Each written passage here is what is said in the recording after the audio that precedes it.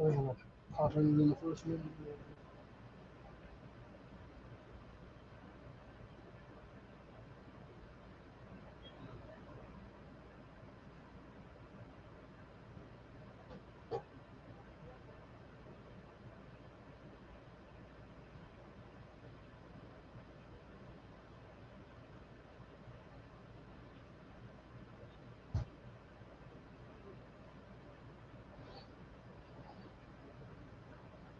Let's see. Oh, nobody's here.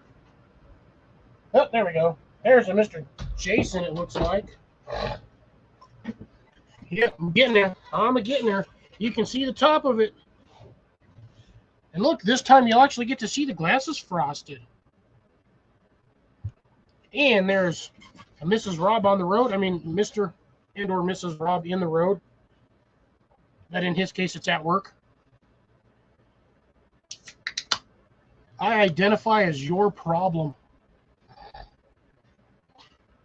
That's what I identify as. I identify. Really, the second live already started. It's already doing this bullshit.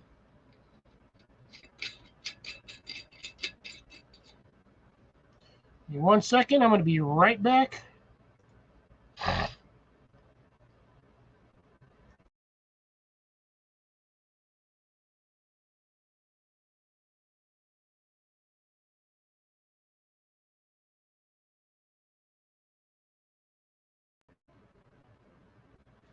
All right, hopefully that solves the audio issue. Oh, nope, there it goes. Piece of shit website. I almost feel like I have to reset my PC just to deal with this shit.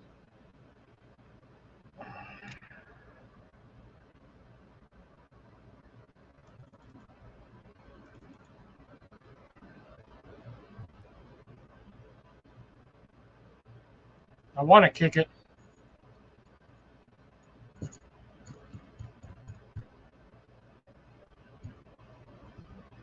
This is seriously about to make me mad. Let's see if I can reset it. I'm going to reset again.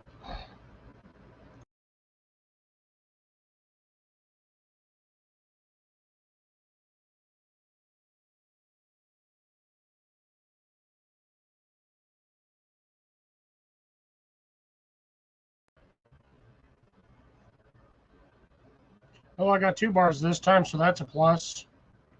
Down to 1 bar. Good evening. I'm having a bit of an issue right now with my system. I don't know what's going on. I know I'm lagging and probably blinking out, so I'm just going to straight up do this. I will be back in just a few minutes.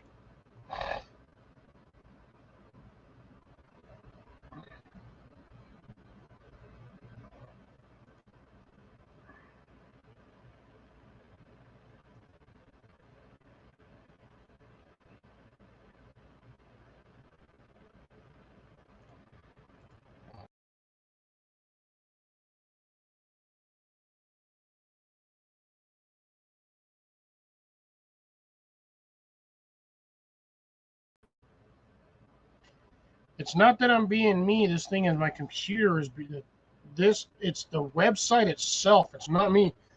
My Wi-Fi down here in the corner is telling me I've got 5 bars. I'm at full Wi-Fi strength, but it's stupid ass StreamYard is being a problem.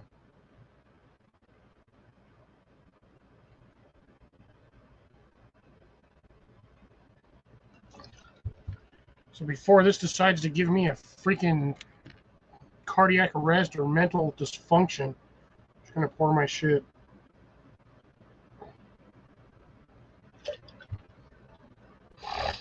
And while I'm at it,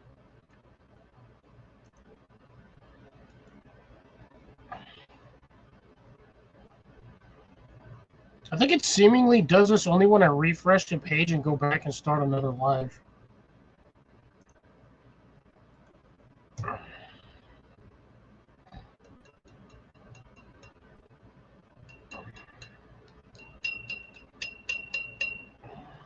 Hey, Brother Phil, how's it going?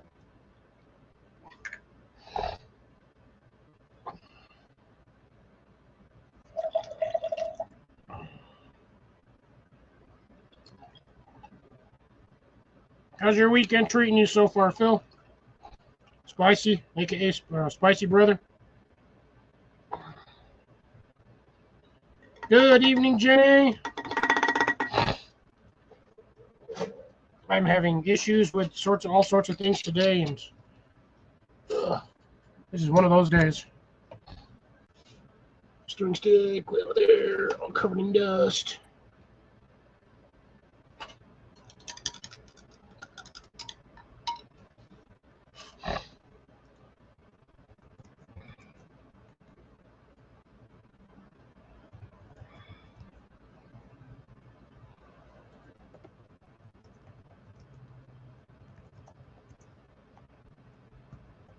Give me a second, Jason. I know, give me a second.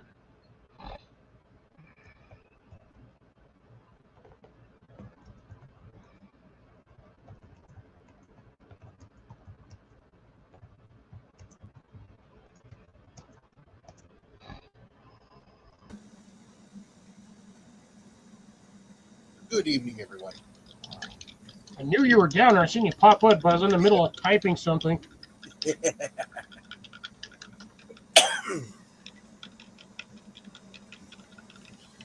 Yeah, I was reading last week that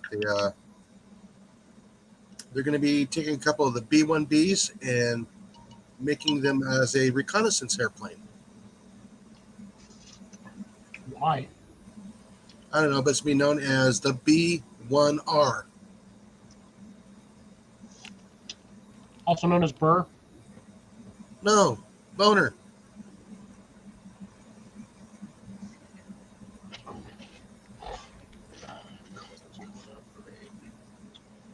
I suppose greetings, gentlemen. How you doing? Greetings. I guess I can readjust my visual sector. I look great. I apologize. I don't have much lights on other than Jenny's floor lamp. I see Rob has a haze problem, too. He does. I do. I have many problems. Sounds like one problem is staying awake. Yeah, it's been a long week. It's been a very long week. Hey, Deb. Yeah, I saw your shorts going into JFK. What's going on there? Oh, that's an old video. I've just been dumping stuff off my memory cards. Thank you, my love. I'm UK bound for the foreseeable. I've just cancelled my flights to New Jersey. Oh no. What Yeah, happened? Mum's operation date been pulled forward to the day I was due to leave. Ooh. So she can be okay? Yeah, it was a no-brainer. I've just cancelled them on the spot. Not really discussion. I understand. So I'm not worried about it. Like, I'll fly anytime. Yes, it's working. We harvested some rose hips here, Cliff, today. Are you in the new house? Yes. Looks very house-like. It is very house-like. This is the living room. Well, technically that's a wall. No, I went like this to expand the whole living room. You can't see No, that it. means you caught a really big fish. Now we go like this. Oh, nice. Oh, I'm pleased for you guys. Thank you. It's a tiny living room.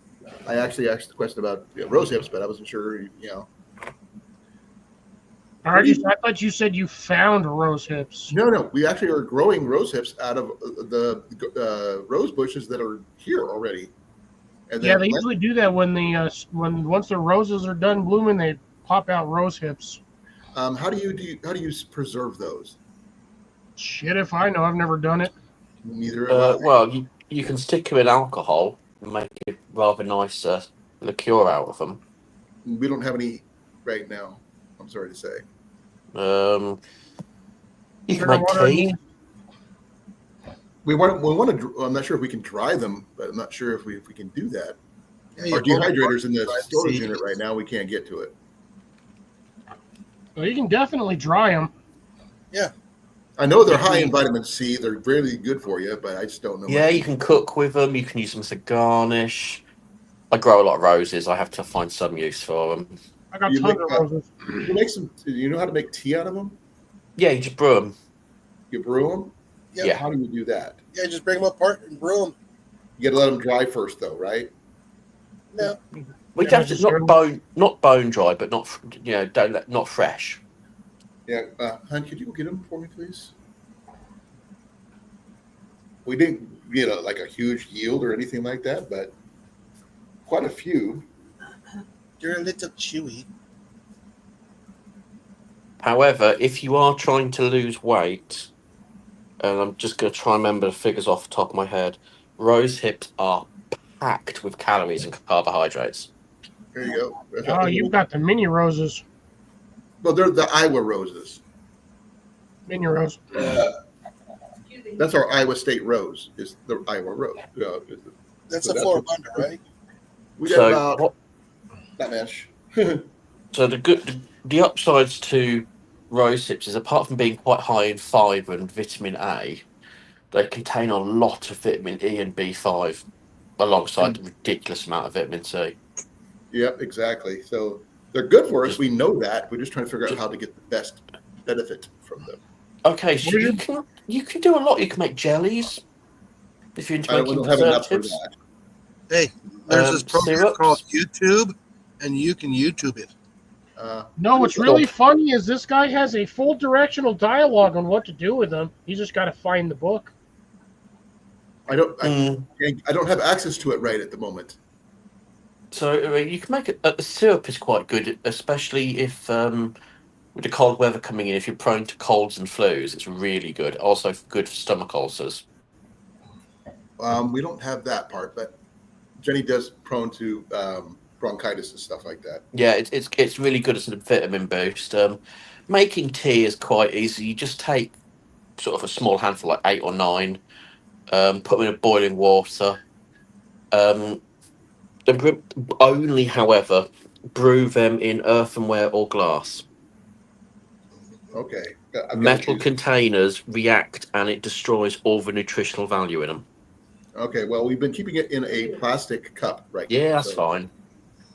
Just when you're brewing it up. Okay, I'm trying to read what Deb says. She said, pick them and dry them, add them to tea, crush the dried pods, and brew them in hot water. We had an idea that might be the idea, but we wasn't sure. Like I said, the Marnolo Library of Information is in the storage unit at the moment. Oh, actually, if you dry them and powder them, they are beneficial for people with joint issues, people trying to lose weight, heart issues. It's kind of like an all-round miracle elixirs type thing. It does work. We're going to have to get our dehydrator out of the. This one here is getting me because does AI not know that rose hips are not covered in hair? I have never seen a hairy rose hip. Hips don't lie, right? No, I will say, however, it's all in the hips. Be mindful about the amount you use, because you will get toxic levels of vitamin C in the blood if you go too heavy on them. Well, we're going to try to preserve what we have, and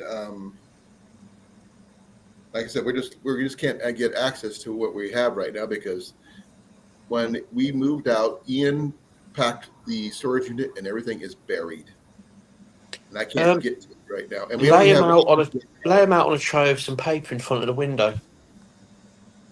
The glass will act as a magnifier to dry them out. Okay, we'll have to check on that.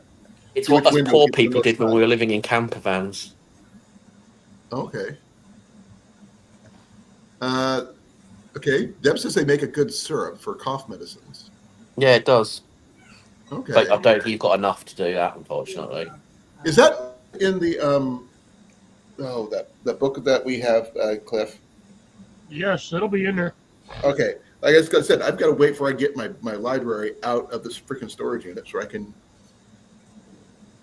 look it up. But I can't look anything up right. That's not. I like to be able to read in my hands, not look at a computer page. Yeah, that's what I'm saying. The almanac, that one should have it in there. Like I said, I just don't have access to it right now, unfortunately. But I will eventually. Yes. Rose hips are a godsend if treated wisely. Okay, good. It's But not take like the there's a time shortage of those either. to inspect them for blight, infestation. Don't just assume they're all fit and safe. Right. Because- Jenny wants to plant more roses where she can get some more rose hips out of them. Because Iowa roses are very common here in Iowa. So, Yeah. especially in the wild. Treat it like mistletoe. Huh? Yes. Treat it like mistletoe. I don't know anything about mistletoe. A little is good. Any more is bad. Except unless you're doing them at parties. That's different. No, mistletoe is good for you in very small amounts. Anything larger in small amounts is highly dangerous. Yeah, it turns into toxic, and then you kind of It, sort it, of. it gives you a slight case off for dead. Oh, yeah. Only a slight case. Yeah, he's only half dead. He's not full dead, because if he was full Yeah, dead, you're he'd not full dead. You just He's only half mostly dead, right? dead. Yeah, diet Yeah. dead. Pawpaw Entry fruits level dead. do grow here in Iowa, though, Cliff. So, Well, no, because of what Grace said. She says, for what it's worth, AI says dehydrate, but remove seeds and hairs first. And I was like, there's no hairs on freaking rose hips. not that I noticed. And then Oh, yeah. that's why I say I'd hate to see what AI says about picking pawpaw and or cactus berries. Because that's what it looks like right there. Yeah, it looks like one of those Yeah. dangerous fruits that you're not supposed to eat. Oh, Now, Rosa has hair on her hips. She's got hair in other places too, not just on the hips. Okay, Deb says use 1/2 cup sugar, 2 cups of water, 3 large crushed rose hips. Cook rose hips in water for 1 p. Well, screenshot it. No, I'm trying to read what she said. 1 p minute. For 1 minute. Yeah, for 1 minute and Deb's strain. also got issues with her computer thingy, so it's always randomly adding stuff. Oh, okay. 10 minutes. Okay. Oh, 10 minutes. Okay, that kind of threw me off. That would make more sense as to why the P got pushed. The problem is, I don't think you. How many rose hips have you got? Probably about 40 or 50 in there, to be honest. Yeah, you're going to struggle to make a syrup with. Yeah, it's a little small. I'd drive him. I'd partially drive and go down the road of making tea. We were thinking about that. Because I know that they're healthy, but you got to know how to process them properly. Now, are the rose bushes yours or a neighbouring? No, they're ours. They're out in our front yard, and we have full permission from the landlord too. So, Well, in that case, I suggest if you get really bored one day, go out and deadhead the entire lot now. Keep it trimmed until the end of October, then leave it till the new year. And it should bush out nicely in the spring. Okay, please forgive me, deadhead. I don't If know. it looks dead, cut it off. Yeah. It's literally as it sounds. All the flower heads that are dead or dying, cut them off now. I'm going to get to our pruning shears, which are also in the storage unit. It'll push the roses into survival mode through the winter. Okay. Yeah, you can just. This thing is like 6 feet tall. I will tell you this bush is 6 feet tall. Yeah. I thought Rob said listen to the Grateful Dead. Hey, there's nothing wrong with listening to them. Yes. Also, listen to Grateful Dead all winter. That is a perfectly good approach.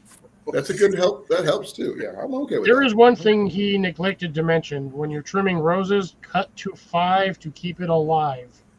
What do you mean? When Cut at an you're angle. trimming your branches, you want to cut no farther than the nearest set of leaves of 5. Okay. And So cut everything. it'll be a little stem like this, and there'll be 2 leaves on each side, and then 1 on the top. Okay. Yeah. Cut on the 45, otherwise it will split in half. Roses are the most finicky thing to grow. Yes, I just snip mine straight off at 90. I haven't had any issues with them. I mean, I've seen regular roses, but these are Iowa roses. They're a little different. So Yeah. I'm not. the size of those rose hips, it looks like it might be a miniature. Yeah, Iowa it's roses one of are those like mini miniature climbing roses. ones. It'll send out like a 4 or 5 foot vine, and then the end of it'll have like 40 arms on it, and then it just shits out like 200 roses all at once.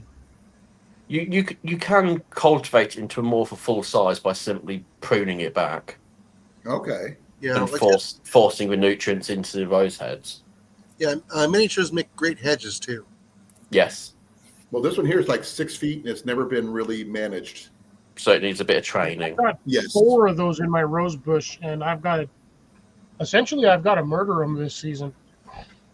Okay, so good I to still know. prefer grandifloras, so It's going to take some practice. Jenny knows more about the plants than I do. Yes, my love. Yeah, my mom's not going to be happy when I go whack the bushes because I am going to probably cut back like 5 feet of most of those bushes. Can you do Well, anything with a lot of the those petals of the roses or just the rose hips? Can you what?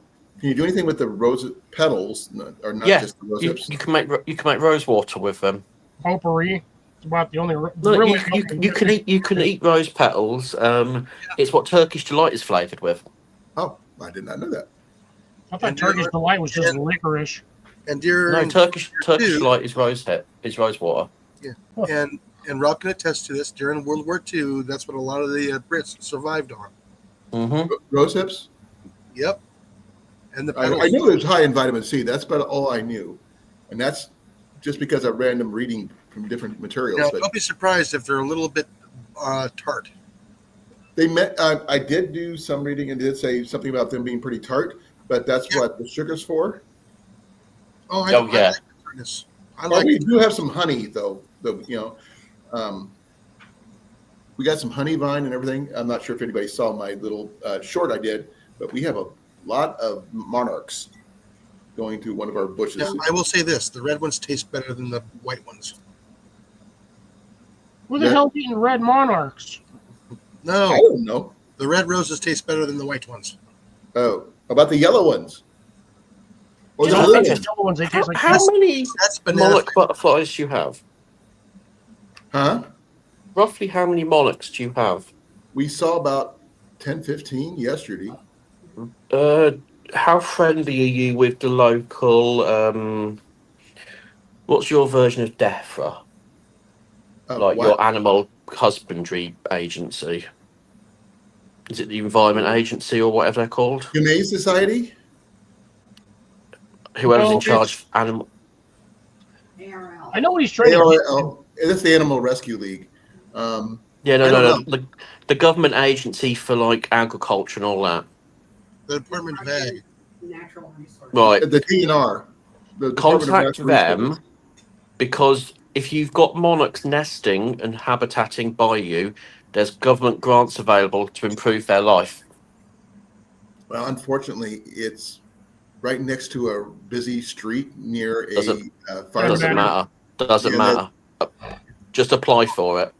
Yeah. And by the way, Yeah. in some states now, Well, it it's is not technically our property because we rent, so it's kind of hard to do get grants. Well, the worst I can say is no, but you're Yeah, that's true. effectively leaving money on the table. That's a good idea. in some states know now it's- you cannot remove the milkweeds. Yeah, they have Nope. we have huge milk pods. They're protected. Upstate New York are throwing money at farmers if they've got monarchs because they're on the endangered list. Yeah. Yeah, Got massive milkweeds down here that attract, or it's supposed to attract them. Not one monarch butterfly have I seen on those plants. You know what I see on those plants? Trillions of aphids, aphids. shitload Yeah, of bees, flies up the wazoo, other Did see some bugs that like flies, to did see eat some sugar, and I've got ladybugs grizzly and some black other stuff, ones too. that like to sting the hell out of you. I've seen more tarantula hawk wasps on those plants than I have seen butterflies. Well, I saw about 15 on them yesterday, so I think I'm doing pretty good. yeah. I would seriously get in touch with the relevant. Oh, the And see, Audubon Society. yeah, Audubon is The for Audubon, birds. yes. They're for birds. No. well, you, I just now remembered it. Yeah, but Audubons are birds, not. No, I Audubon know. is the road. They do more than just birds. okay. Pollard Base is the Iowa Butterfly Society. I'll have to see what they used to have a butterfly exhibit at the Iowa State Fair every year, which you're building like a big building you can go into and be nothing but butterflies everywhere.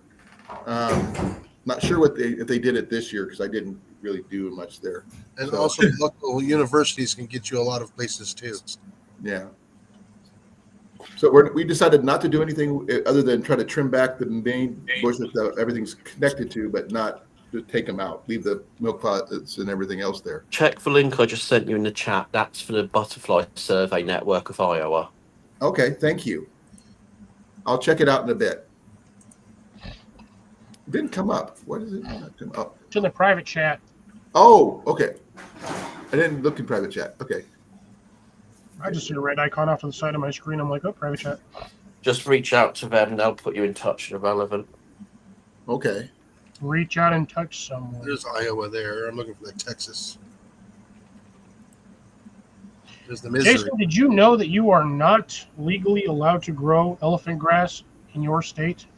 Yeah, elephant grass. Yeah. Is it an invasive species? Yes, Yep. Yes. it is considered an invasive non-native plant. If you've ever watched Dust Up's Ranch, he got some from his brother from his property and planted that on his I think he's like 200 acres or some shit like that he bought out in the middle of Texas, and he got the freaking DNR on him. Oh yeah. Oh, thank you, Deb. They came down on his ass and they told him, you have like a week to remove all of this or you're going to get heavily fined. Now you can have the elephant ears, but not the elephant grass. See, elephant ears are a lovely relation to rhubarb. Unlike rhubarb, they will kill you. We'd rather grow rhubarb here. Most people would rather grow rhubarb versus elephant ear. Because my Yeah, I don't grandma grow used to that make stuff. rhubarb pie and all this other stuff when I was a kid. Now, you can eat elephant ear, but only once. Well, you can do a lot of things only once, according to Cliff. You can eat nightshade once too. Mm. I can do peanuts. Won't be doing it And again mushrooms. afterwards, unfortunately. I probably won't live after that, but Now, yeah. one of the best butterfly houses is going to be at the Desert Botanical Gardens in Phoenix, Arizona. Ooh, I might have to. I don't know we have a butterfly garden down here and one in Denver, and they are epic. Yeah. They have a lot of places around here that are dedicated for butterflies out at one of the lakes. They have nothing but a field made for butterflies. So hopefully the monarchs are going there. But the fact that I see them here was What do you think a sunflower field does? The amount of butterflies in a sunflower field is astronomically mind-blowing. Mhm. At Ken Wolf Lake, where I won't camp anymore. They actually have a field that's just made for bringing in butterflies. I don't know. I haven't been there this year, so because I It's don't. nothing but pollinator flowers, things that'll bring in butterflies and bees. Essentially, it's a pollinator field. Wildflowers, Yeah, probably they have maybe sunflowers, other little things. signs and everything. It explains what the flowers do and what what kind of butterflies they prefer and all that stuff. But I was just amount of butterflies and honeybees and everything that have been on that just one big giant bush. It's just amazing. Oh, you're telling me when I was doing. This is how I knew spring was coming.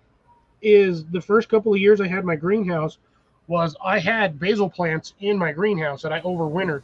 Hold on. I got a joke. What has just happened? Okay, my daughter came home and she said, "Oh, my books are in." And I go, "Oh, what? You got the book on the 5-fingered death move?" And then she pulls this out. She's gonna mess you up. I can tell her here's some vital freaking pressure points to poke somebody in, and they'll just poking them there will drop them like a brick. I just had to You say, tend to I'll be right win. back. Points from when I was in the service about making a patient stay still when you're trying to treat them. They don't like it, but it keeps them steady when you're trying to put in an IV and stuff.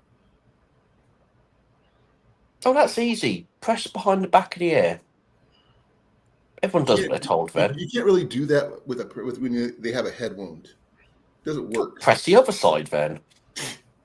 All head wound, anything from the neck up, you can't do much because Oh, we'll just cut the head off. What's really funny is I'm most trying to people. protect someone's life, not take Just it. take horticultural approach. Dead head. Dead. 4 inches from the head. Well, I Top, mean, right? if it ain't working, get rid of it. I mean, the guillotine's a great way to remove headaches. Okay, is it guillotine or guillotine? Guillotine. Guillotine's the Anglicization of a French word. I don't know. That's the reason why I asked. Yeah, we made it sound French.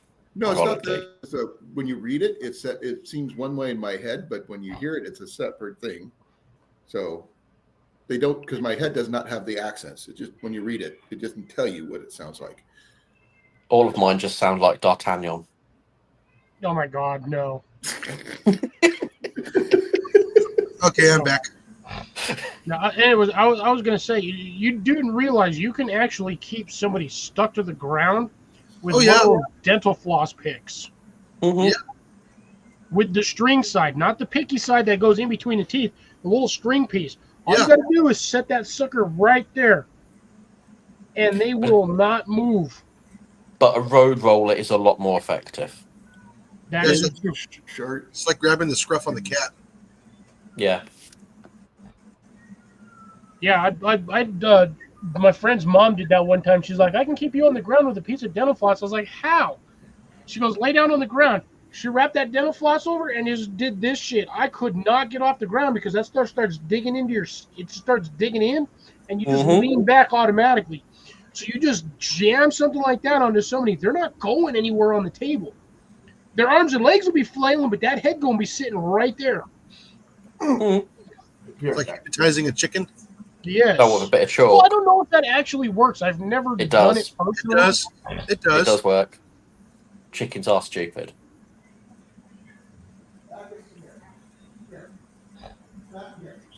Well, yeah. They'll literally look at the rain until it. Actually, I don't know if that's actually been proven or if that's been disproven. What they No, say it's at the range, they turkey. drown. No, Turkeys. turkeys are the ones that'll do that. Yeah, Turkeys, Yeah. not chickens. the white ones that we eat for our Thanksgiving. Yeah, Turkeys turkeys are are good clever. shit. Not the wild turkeys. I enjoy watching wild turkeys. Them bastards are sneaky. It's a smackus, attackers, a crackers, a whackers, a mackus. Yeah, especially the ones that are in the bottle. Meow. Mackus. Mac. Meow. He's just like, I'm going to sleep. Leave me alone. I gave him a dice to Yeah, play that's with. He a lot of knocked it. pickles. Did you give him some catnip? Mac. Smackus. He'll probably start drooling everywhere when he's done. Look at this. He's just all. I think he's Yeah, just happy to not be in that hotel room. Oh yeah, he's got the whole house to run through. Him and Little Miss explored the entire place when we first got here.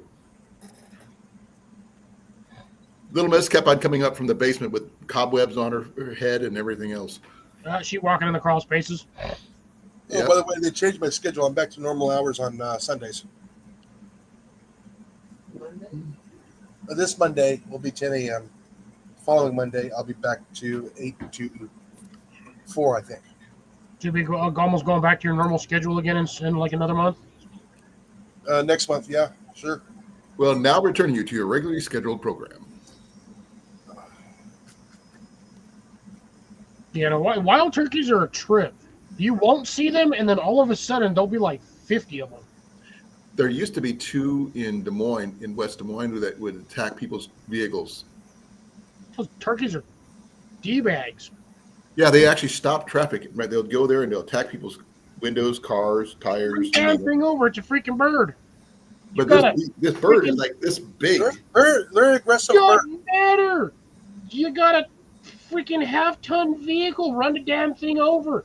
Can't. Says who? The law. I was driving. That sucker ran out in front of me. What was I supposed to do? Stop? Yep. No. The DNR had moved them multiple times. They keep on coming back. That's why you tranquilize them and move them the hell out of state. If you put them in the freezer, they won't come back. Well, that's true, but the thing is, it's not season, and there's no season in Des Moines. God, Jason, thanks for saying that. If you put them in the freezer, they won't come.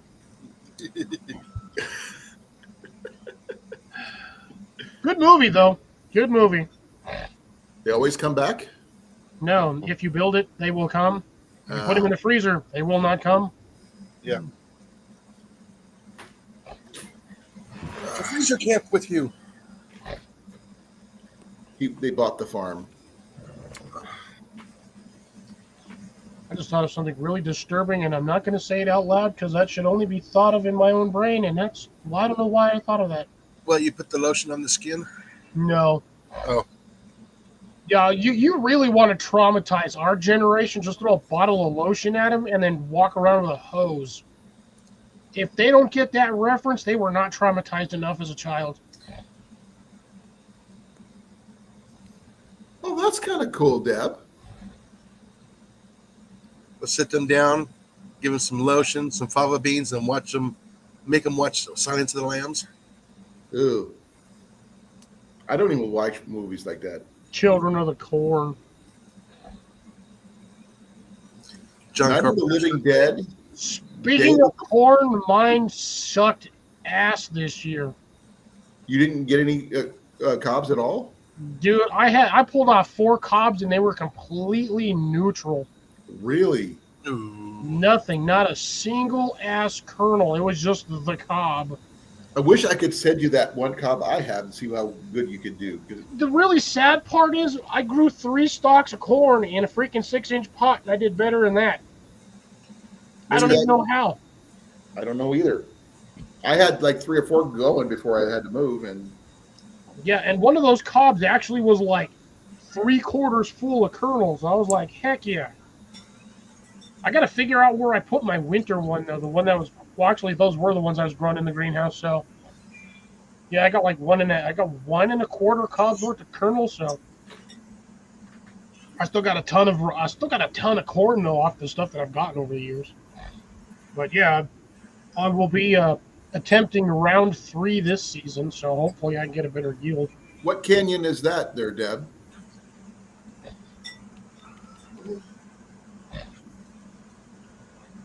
Apparently, the 1 2 blocks from her house. I don't know which canyon. There's a lot of train track canyons, so I wasn't sure which one it was.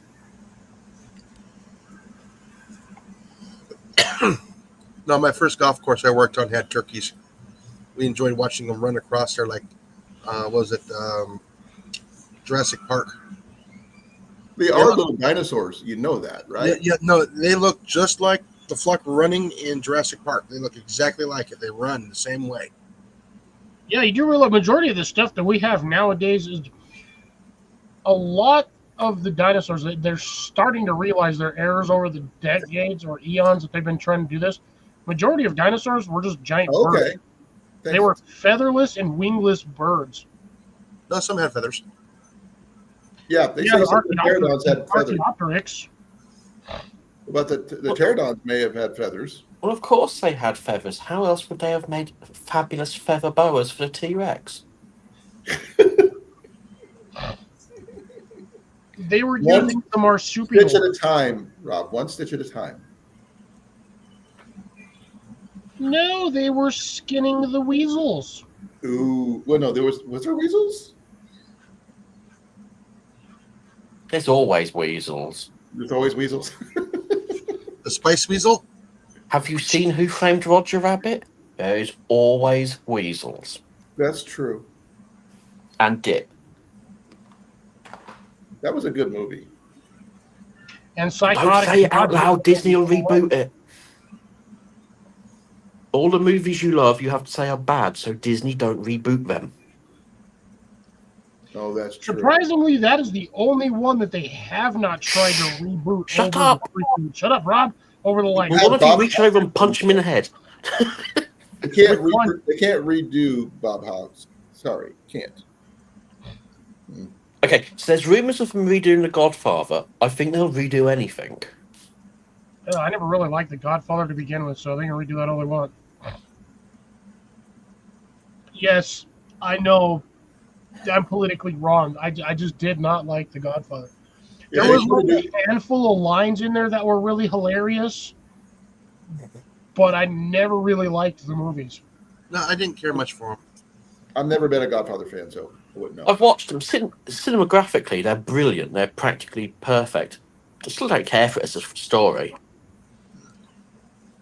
Now, I don't know if anybody actually knows this, but the scene with the horse head in the bed, that was supposed to be a prop. It was not. And I heard about that.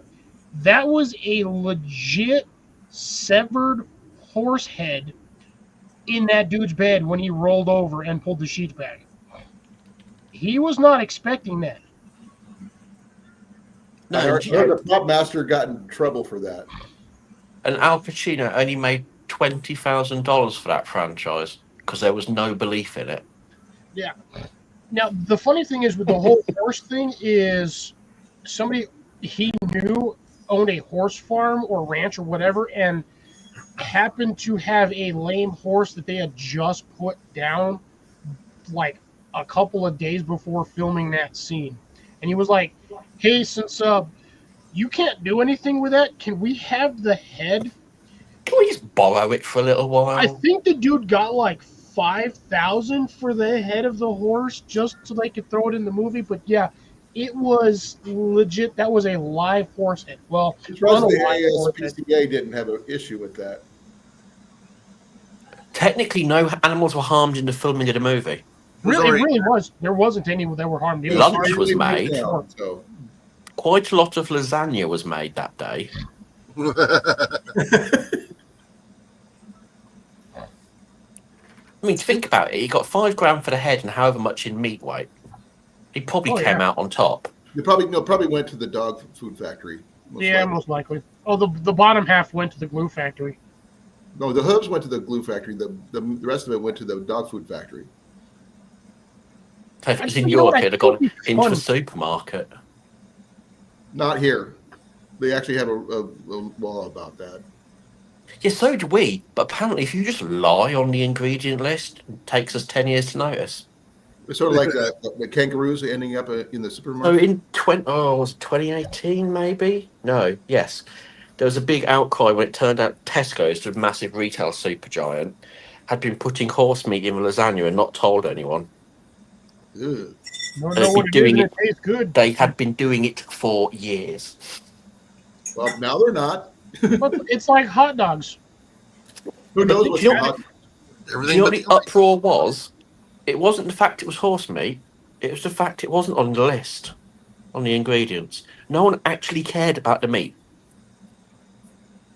They did, however, complain that the cost of lasagnas went through the roof when they took the horse out of it. Can't imagine why. What it really is human like standards. Like we presume that we're going to have certain amounts of meat. There's nothing to say. You didn't hear this from me, but I'm going to refer this to the Donner Party. There is nothing stating in the books that What human type of doesn't meat it taste is. good. We just don't choose to eat our own people. Are you're referring to the third white meat? Yes, fourth You mean white. You mean the Soylent Green? Yes. Soylent Green. We just socially accept that we don't do it, and that is a norm. But there's nothing to say that we don't taste good. I mean, we're exactly like every other animal. We have meat, fat, and muscle. I think that's a bit unfair on every other animal. They're much better than us. I don't know. I've never tasted a cat that tasted better than a cow, but I've also never tasted a rat that tasted better than a raccoon that tasted better than a cow. What you need to try is a Ratovan. That's a rat that's been run over by a military van and marinated in a puddle. Roadkill soup. Ratto van. Roadkill soup. Roadkill here. Roadkill Cafe. Cafe. It's a Blackadder reference. For those who enjoy British comedy. My wife loves Blackadder. Yeah, she'll get the Ratto van reference. Did you hear that, Love? Do you see any cows down here? You remember the what was that one Sylvester Stallone movie he did where he's eating rat? Yeah. You see any cows? Demolition Man. Get some flat Demolition cake. Man. Love that movie. Yeah, Demolition Man. He's like, don't eat that. Why? Do you see any cows down here? He looks around. Huh. Takes another bite. Good rat burger. He didn't care. It was a burger. Again, state of mind. Meat is meat. You see, over here we have like I don't know what you call. We have Berg vans. I guess your taco trucks. We call them Berg vans, except for we don't. They call them rat vans because 9 times out of 10, there's no rats near them. Oh, we call ours down here in the U.S. We call them roach coaches. Yeah. That's it. Yeah. But yeah, there's never a rat to be found anywhere near where one pulls up. Possums are greasy, so are groundhog. What happened Oh yeah, to possums are greasy. They're freaking. They might as well be the 4-legged version of catfish. Oh, you're starving bad enough. You'll eat anything. I still don't think I'd eat a. Well, I'd probably eat fish. I'd probably throw up a few times, but I eat a fish before I eat a mouse. I know this for a fact that if I had a big old bucket of throw up, something's gonna come by to eat it, and that's where my meat source is gonna come from. You're not wrong. Well, what about skunks?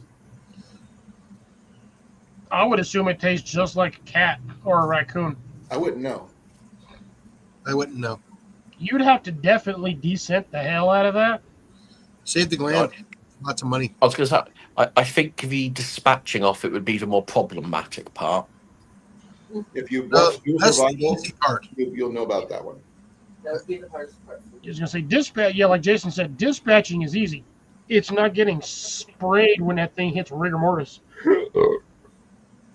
Or in the process of dispatching it, because they do it automatically. Nope. Drops. He's all eat armadillo, get leprosy later. Yeah. No. With the skunks, you want to do it heart punch, not a headshot. Deb says no, tastes like it smells. I've never eaten a skunk. Grace is over here. Yes, well, it depends on who you are. According to somebody's wife, it tastes absolutely nasty. And I've asked the gentleman since if she has ever tried it again, and he's like, she won't get near it. And this is the bearded woodsman. When he had his wife at the cabin for a couple of months or a couple of weeks. Did they have a bobcat or something like that? He did, yeah. He had bear, coyote, I think raccoon. I heard bobcat and mountain lion are pretty good, but like I said, bear is supposed to be greasy but good. Bear is greasy, according to what I've heard, but it's also extremely fatty, so it's really good. Yeah. Same with raccoon. Raccoon can be, depending on what their diet is. If they're more organic in the nature, or same thing for porcupine. well, if you got an Instapot, according to Andrew, it's pretty good. Nasty. Okay. Well, With there's a lot enough of Chinese 5-spice, everything is edible. And again, like Jason said, though, you get hungry enough, you'll start wanting to eat damn near everything. Doesn't matter what it is, you'll eat it if you're hungry. Yeah. I could see groundhog wouldn't be too bad.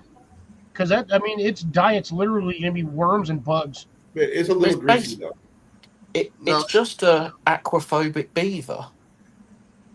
It's just a fat, short-tail rat. It's the corgi version of a freaking rat. Well, the groundhogs here get really, really big. You should see the ones in Denver, man. Them sons of creatures are absolutely massive. Well, you saw the one that was in my old backyard. It was pretty Yeah, good size. the like shadow of it. Oh, he was about that big, Yeah, no, them damn things are massive and freaking and grandma. he was chubby too. All right, guys, 30 minutes. Ooh, Jason's got a 30-minute window. Yeah.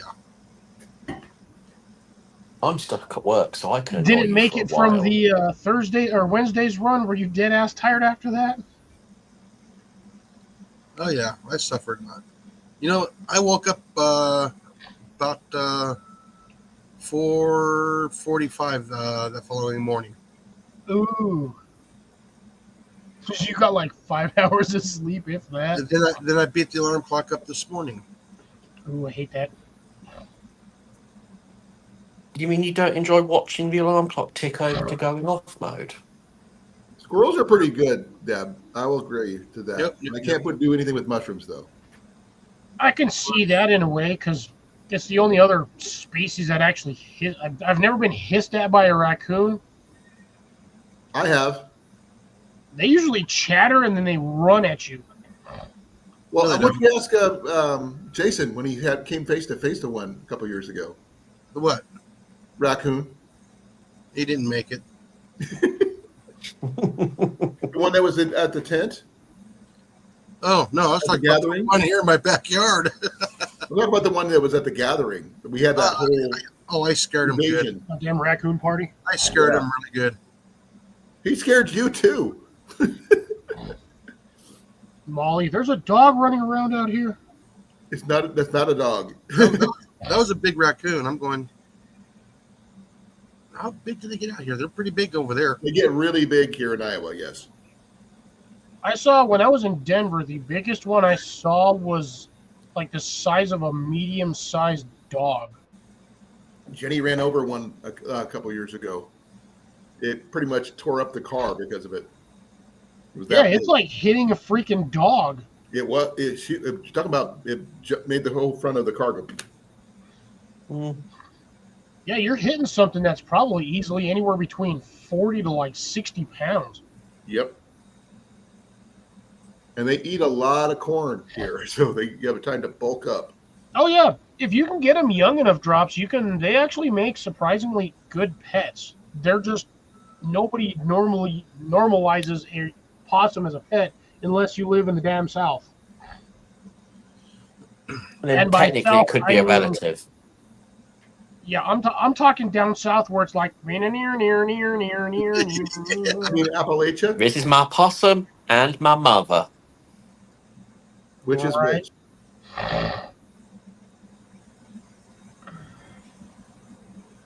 Well, I mean, raccoons, you can do the same thing with raccoons. You get them young enough. They're Yeah. still technically wild, but It's still a wild animal. Don't trust them. But they're very easy to domesticate. They're very intelligent. They wash their food.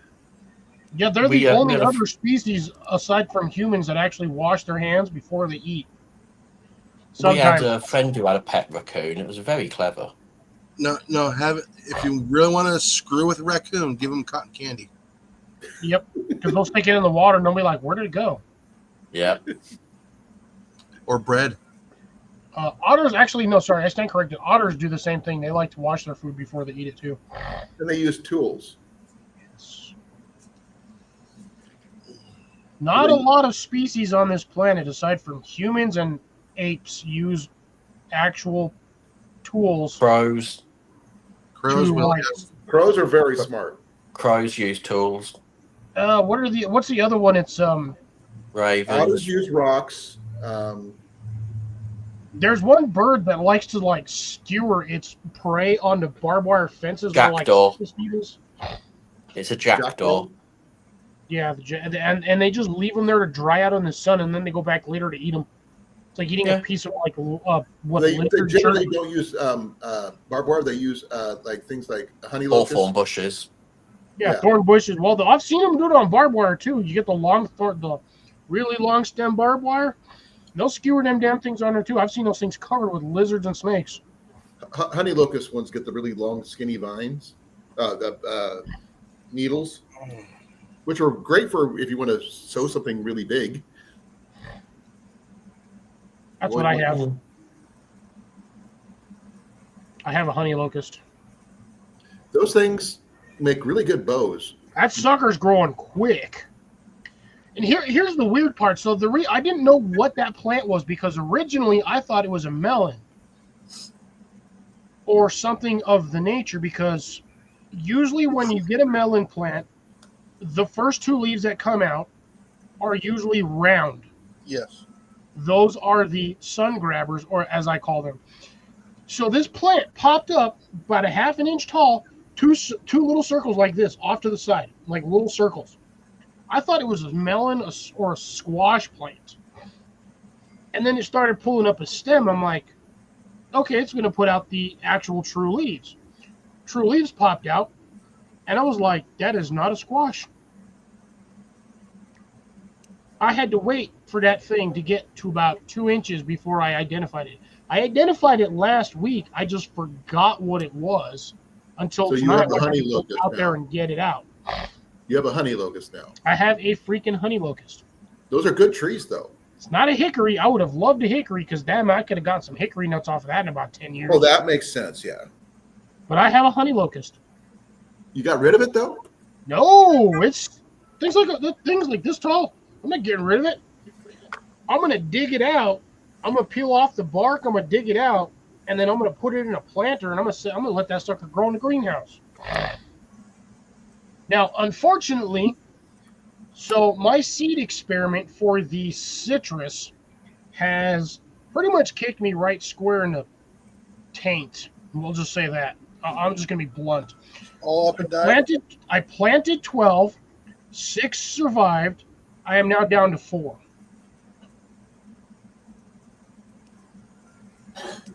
Okay, good news on your honey locust, though. The pods, you must use the pulp of the sweet pulp of the pods as a sweetener. Yeah, no, that's going to be weird because those pods are full of seeds. Yes. There's like hundreds of seeds in each little pod. Right. We have them a lot here in Iowa.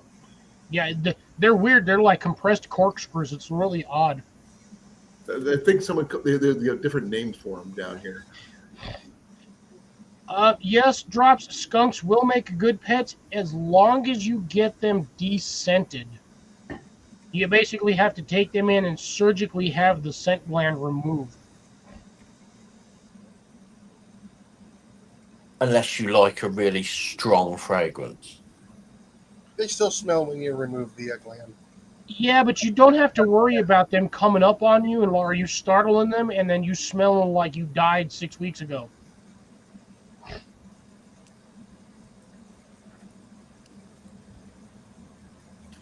Well, Deb, of course that's a raccoon. They're freaking trash pandas. That's Mr. Trash Panda to you.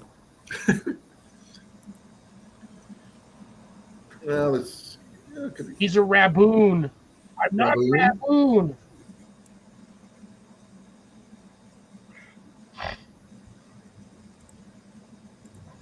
Deb's over there smacking raccoons with crutches. I'm surprised that raccoon didn't turn around and chase you. I shot a raccoon in my house when I lived out in Monroe when Ian was a baby. Big boar coon. Had to be about 40 pounds. I don't know what's worse half the time, having a raccoon in your house or having a squirrel. Raccoon. He put a hole like this big in the roof. 16 angry penguins.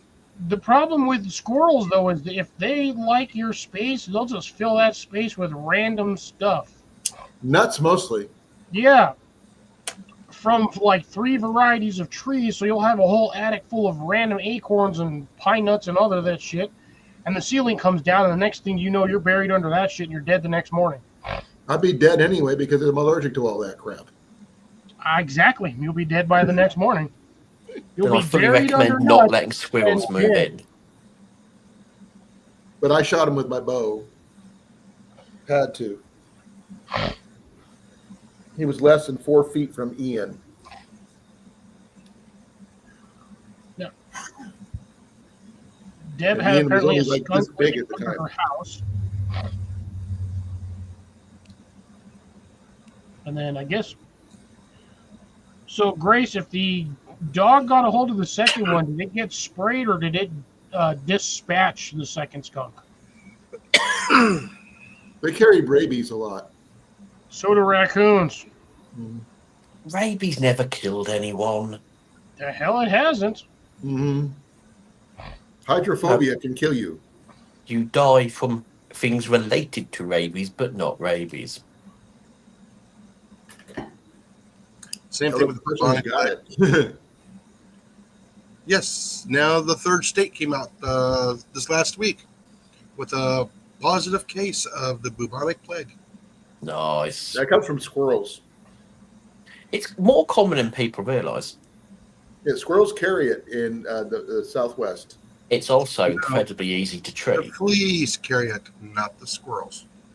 The fleas on the squirrels, but still. I mean, it's not exactly an untreatable condition. Oh, Oh, no, nowadays. Yeah. there's a simple solution. That's right. No. Shoot the person before they turn. Yes. Can burn the body. See, I've been. Nobody likes this theory, and I've had people pissed off at me for Really? saying, That does surprise me. if you want to get rid of diseases, kill the people that have those diseases and burn them. That disease will not go any farther. It's the same thing with the plague. What did they do with all the plague victims in the 1800s? They burned them or they buried them really far away. How would you deal with a disease of stupidity? Same problem. Bye bye, Burn Florida. That usually takes care of themselves. Yeah, well, yeah. Sometimes the Darwin wards do tend to thin out the herd, but Fixes You the problem. You point them towards the power outlet and let nature take its course. no, just tell them there's a freaking cherry scented Tide Pod at the end of there, and they'll go and eat that thing and done. That's true enough. Or let them play with plugged-in electronics in the tub. Oh no, that goes along the whole lines of. Oh shit! I I wanted to forgot. watch TV while I was taking a bath. That's the whole live, laugh, toaster bath slogan. No, it's every day. I'm getting closer to taking a bath with a plugged-in toaster. I've never heard that one. That's a good one. No, I've been hearing that one for years. Every time I hear it, I just laugh. Because, I Just mean, that remember- was the, like, most common way of suicide back, 10, 20 years ago was just fill a bathtub full of salt water and chuck a damn toaster in there while it's plugged in. People didn't use just toasters. They used hair dryers, too. Yeah, hair dryer, too. But the thing is, it doesn't you have to turn them on. You can't just plug them in. You have to turn the damn thing on so the contacts connect. Yeah, it's not as easy. Mythbusters proved that it's not as easy as people think. No, for the toasters, you actually have to push the toaster thing down, Yeah. Then put it in there. contact on both positive and negative to heat the elements to get the electrical Yeah, you charge. have to have it the perfect combination. The GFIs won't let that happen now. No, they've ruined all that. Oh, you wouldn't believe who contacted me on Instagram. Evan. Mussolini. No, Evan's not dead. What's really funny was we were talking about him the other day. Evan he was checking in on me, see how everything was going. I talked all about what was going on with me and here and everything. It was cool. So got to say hi, talk to him for a bit. We were surprise. talking about him on freaking Wednesday, weren't we, Jason? That's funny. Yeah. What was you guys talking about him about? We were just mentioning people that we haven't seen in a while, and his name just happened to pop up Yep. because we were talking about who's older.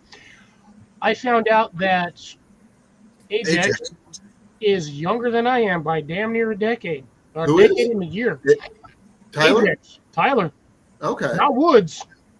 I know Ajax. which Tyler you're talking about. I was actually shocked. Me and Jason thought he was older than me, too. Yeah. I'm not sure how old It would Rob make is. sense, but- though, because he doesn't have gray. He just has... Well, if I shave, I don't His have any hair- gray.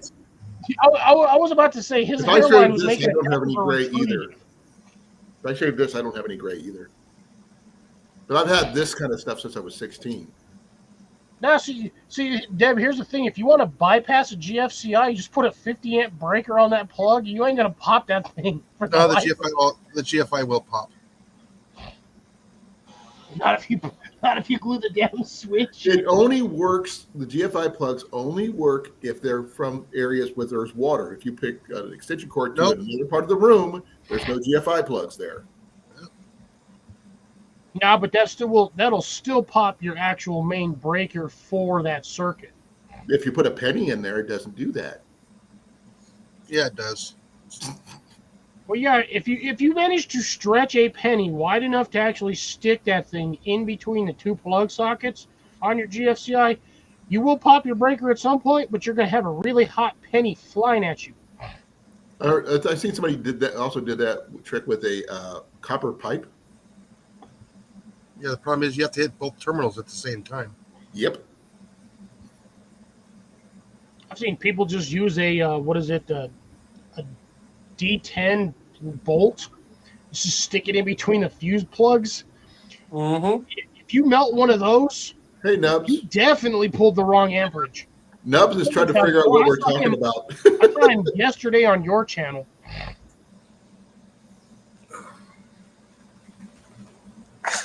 I was Yep. there, but I also wasn't there because I was also watching Shawnee's and Dez's channel. Since Colin doesn't normally go live on Fridays, Well, I have no Do another- choice because I'm not live at night anymore because I work nights, Monday through Thursday. yeah. So Until yeah, I get off of restriction, I'm stuck. you can essentially take a half-inch steel pipe, jam it into your plug sockets for those fuse boxes, and that'll hold the charge until that pipe melts. But the only way to get that pipe to melt is if you're pulling 10 times the voltage. Okay, who's Nubs? Does anybody know? I saw him on your channel yesterday. Weren't you paying attention? No. I didn't. I mean, sorry, Nubs. The only Nubs I know is a semi-retired airbrush artist, and I don't think it's him. Rob, I was going to say something entirely different, but I'll let you go with that one. Yeah, let's stick with that one. It's cleaner. Rob, did you take a bath this morning or a shower? Yes, we do over here, funnily enough. It's a common occurrence. Okay, so then his nub is clean too. Oh, sorry. Fatigue is finally getting to me. Oh my gosh. The way these conversations are going.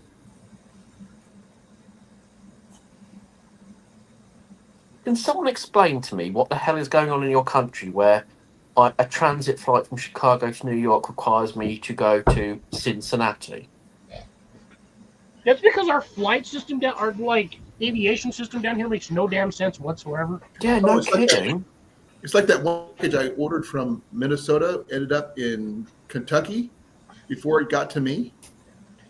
Yeah, but that package also took an extended month and a half to get from wherever it was to where you were. It was It from, didn't it make any was from sense. Minnesota. Then it got down to Des Moines. Then it took a left turn, and I was going to say it went to Albuquerque, was officially basically what it did. Then I it was went to telling you Kentucky. literally on that one, you could have drove over there, picked up the package, and gotten it to your house faster. Yeah, that was from the Garage Grown Gear stuff I ordered, and I've never heard about it. I just love. It was starting to be a thing of me just tracking where it's at now. Situation. Nubs, were you not on? See, I swear I saw you yesterday on Good this night, gentleman's Cecilia. channel down here. And if not, my apologies. I was also. I didn't even watching- know you were there, Cliff. I didn't say nothing. That's why. Well, thank you for being there, though. Because I was not expecting you to go live again on a Friday because you're normally busy. Well, Fridays are the only time I don't have to work right now. So Friday, Saturday, and Sundays. And I go to work on Monday nights. Nubs.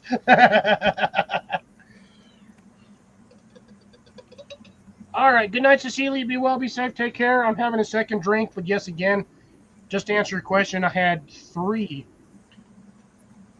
wet sandwiches. Oh, sorry. I stand corrected. Actually, I'm sitting. I had 3 moist sandwiches. Oh, everybody loves that word moist. We I know love that's the what- word moist. That's why I'm It doing even it. now. sounds better in your accent, Rob. Nubs, is that actually true? Yeah, no, I think he's just saying that for the kicks, but either Okay. way, that is hilarious. I don't know. I've never met him, so I can't. I don't know about him myself. I don't either. I swear, I'm almost positive I saw him yesterday on your channel, Colin. I'm gonna have to go back and rewatch the. If the not, chat. I apologize. I was back and forth between multiple channels. Yeah, You but, know, the yeah, worst part is I only got up to like 5 over here, and I had like 12 in the other chat. I should have just stayed on the other one. yeah. Well, you like Deb's talking about muffins again. Ooh, who's muffins? okay, so speaking of muffins, so Jason, I placed an order yesterday for the stuff we were talking about on Wednesday. I did not do the 3 months because there was at least 5 items in there that I guaranteed I would not have eaten. So I didn't feel like wasting the money on items I'm not going to touch. Yeah, I need People to. around me aren't going to touch it. I still need to talk to Molly about getting some of that stuff So ordered. I ended up getting another 2-week. The spaghetti was on sale, so I got a box of spaghetti, which comes in the white boxes. So I basically got a case of that. I got 1 package of the honey wheat bread because that was like Take your time. $5. Okay, Nubs. Like I said, I'm gonna have to go back through the chat and see because I may have missed your name because I thought I said goodbye to everybody before I left. I swear I saw him yesterday. I don't know. I may, like I said, I may 100% be mistaken. Well, because you could have seen him on a different live stream too. Whoa, don't be crazy now. Yeah, because Possible. I don't know. His name looks familiar. I think he's popped on here. I know he's popped on here at least once. I think, But- saw him last week too. I do like that name, Nubs Revenge. I like that. Yeah. I gotta check his icon here. I'm gonna go check his channel. Oh shit! I can't do it. I'm on anybody got YouTube popping up on there? That's got a. I do. I don't have my YouTube channel up. I just kind of want to see what it's. He's got 2 short videos. It looks like it's up where it's nice and cold. There's his channel right there. So here's the problem. I don't actually have any allergies or anything. This happens to me when I don't sleep right. I also live in a state full of dust.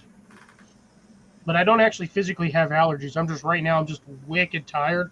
I'm running on like 4 hours of sleep. You should see him on a really dusty day. He looks like he's got black lung disease. Oh god, during the summer, half the time I'm freaking over here dying. You want some bros hips there, Cliff? Colin, your bush will not even produce half of what I get off of mine. I'm Do sure. we have to talk about Colin's bush? Hey, technically, it's not my bush. Careful where you go next with this. Yeah, this conversation can definitely take a turn for the worst. All I mentioned was the rose hips. That's all. And they don't lie, as the saying goes. Drops, is that dehydrated spaghetti or just like 5-gallon bucket full of just store-bought spaghetti? Like in the packages? Because I've got probably 5 pounds of that myself. Under my table right now in a container. Plus 25 pounds of rice and a few other things. You were pointing down. I was like, I don't have any spaghetti over I got here. 2 storage buckets under my table. Oh, I don't have anything. The only thing I have down here is I have one of these. Random cast MRE. Yeah, one of these things. These things are nasty. We were given a case of them. Yeah, well, the problem with that is I have a hard time sleeping before most nights before 3 a.m. Because I used to work night shift and yeah, Boom. This is one of the meals we got right there. vegetarian barley stew. So it's basically what? Barley and freaking beans? I guess I was thinking if I'm going to make that, I'm going to get some jerky and throw some jerky in there, make it worth it. But not sure.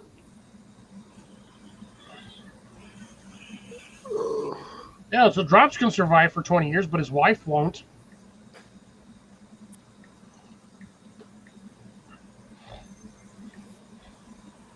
Yeah, it still counts as yard maintenance.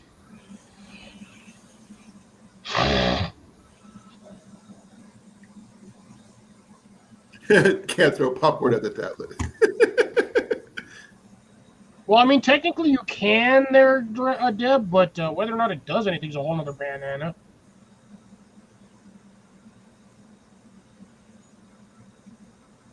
Jason, are you drunk?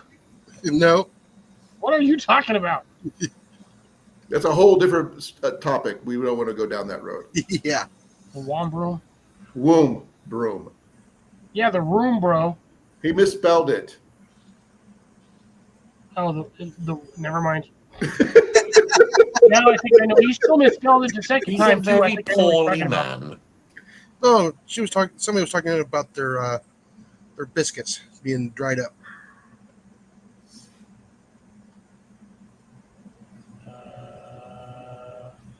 Catnip is great for sleep. Yeah, for both cats too. Better bounce than when throwing him at the laptop.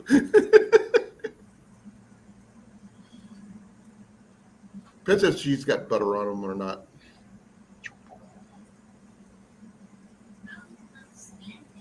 I will be right back. Restroom is calling. Wait, Drums, I thought you were currently married as of, like, recently. That's why you were planning on moving again.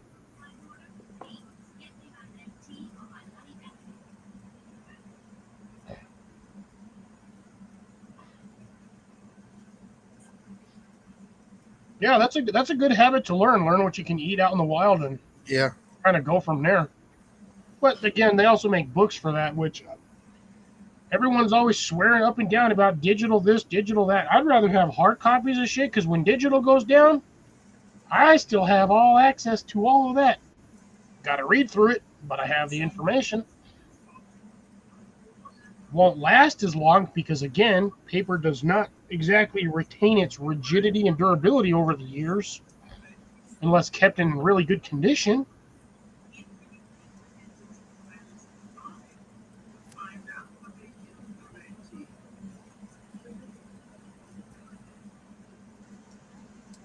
Yeah, my thoughts on the first half of that. He's an idiot and should be put down like a rabid cat or a rabid horse.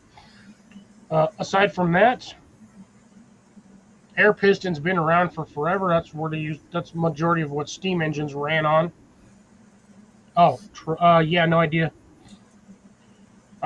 We do every once in a while. We do talk about energy generation due to power outages, like things you need to have on hand, ready for just in case, like an emergency. So if the power goes down in your area, hurricanes, fire. Yeah. So we do every once in a while. We do cover and we do talk about coverage of emergency preps, solar generation, emergency batteries. I currently have a 600 milliamp solar battery down here, solar panels over in the corner. Since I don't have power outages, most of the time I just plug it into the AC and I'm good to go. I usually keep it around 80 to 100% depending on the day, but I have not tested whether or not I can run my air conditioner for more than 20 minutes on that thing, but I can run a 16-inch fan for about 2.5 hours. I can run the refrigerator for about maybe an hour and a half, give or take if I'm really lucky.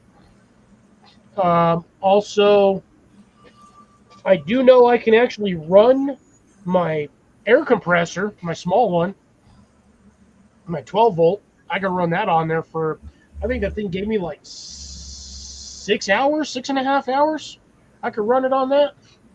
Or was it 3.5 hours? I'll have to check again. But anything USB, anything that runs anything less than like 5 amps, 5 watt or 5 amps, 5 watts will run you 30 plus hours.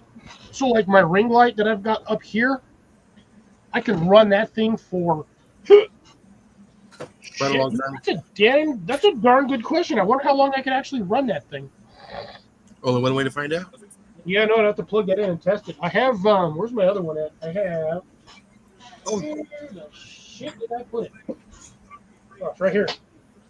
This thing. I have essentially this little battery pack or USB powered rope light. It's like 25 feet long. This thing is actually bright enough to light up my entire living room, running off of either this, which is an 8,000 milliamp battery pack. I can also run it off of one. Didn't mean to hit the button. You're eating? I can also run it off my Eaton emergency, 5-in-1 radio emergency doohickey thing, because there's a little plug back here for it. Sorry, I didn't mean to flip you guys off. Yeah, I'm going to hit the button again. Fart knocker. It does come with solar panel, white light strip, glow in the dark. I've never really been able to test the solar panel version portion of my Eaton either. Oh, I have. This thing, I have another one. So I have a Craftsman version. It's a little mini version of this. Thing's about half the size, about the same length. Yeah, I got one of those little white ones too. No, mine's a little red one. I got it. And the Mine's funny white. thing is, I got mine at Lowe's. Nobody believes me that I picked it up at Lowe's. Where do you think I got mine? I got mine at Lowe's. Yeah, everyone's like, Lowe's doesn't sell Craftsman. I'm like, dude, Yeah. I literally picked this up. It was like an impulse buy because it was on, one of those register aisle shelves right Yeah. there. And I was like, the thing was like 15, 20 bucks. I was like, oh, hell yeah, I'm grabbing that. Yeah, like I said, I know Lowe's have had Craftsman over 6 years ago, and they're the only ones that carry it now. Yeah, I have, and it just sits in my car. I don't ever have to charge it. It just sits in my truck, and the ambient light that comes in through the window, because I have it in my dash or my center console, it gets charged through that. Mine gets wow. charged every morning. How long does it the charge last? Shit, like 6 hours, 8 hours, depending on what you do with it. Yeah. I've actually used it outside, cranked, like, had the volume about mid-range, antenna fully extended, and I just listened to the radio. I think I was out there for like 8.5 hours, just listening to the radio on that, and I would just move it various locations as I was walking around, depending on where I was, so I could get signal, and just had that running just off the solar panel. I was showing off that radio that I found at Goodwill. What did you think of that one, Cliff? That little one? The cassette radio. It does have a recorder. You can record off of it. Yeah, So as long as you got the tapes for it. I don't have any tapes though. I've been looking. Yeah, but Deb, how long are your outages? Are you like a couple of hours or like days on end? Days on end like I am. It also depends on how we lose power here. Yeah, see, Yes. I've got a wood stove here on my on premise on the house, but I also live in an earth-rammed home. Walls on my house or the property that I'm at is 14 inch. Well, they're about 16 with the stucco. I don't have to worry about that. In the summertime, it sucks because it does get hot. In the wintertime, it helps a little better because when the sun is out, it actually warms up the walls and you get that residual backflow of heat throughout. That radiant heat. Yeah. Yeah, works amazing. It's essentially like how the Amish keep their greenhouses warm in the wintertime. Yeah. They orient them to the south, and then they line a lot of the inside of their greenhouses with black Stone. bricks. Anything black stones, black bricks, whatever.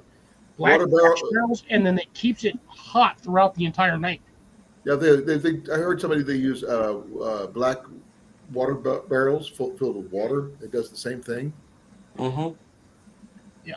So That's how you I get don't know rudimentary how solar one of those heating. pumps work, to be honest. I've never even heard of that kind of pump there, Nubs. Where I'm at, I have, on a good rainy day, I can rain catch approximately 1,200 gallons of water. Yeah, what he's talking about is works like a percolator in a coffee maker. It bubbles the water up and into a cistern. So It's a ram, water-powered so air essentially a compressor. ram pump. It's No, a no, water-powered air compressor. Yeah, you pump water down into a pipe, and then before the air gets down to the bottom of the pipe, there's about a foot short from each end of the pipe. So when the water fills inside the pipe, you get that bubble of air. The bubble of air pushes the water up out the elbow and into a cistern, and it works like a percolator. It just keeps doing that. It's like a ram pump. Yeah, similar to like a ram. Yeah, similar to a ram pump. Kind of, but yet it's not a ram pump.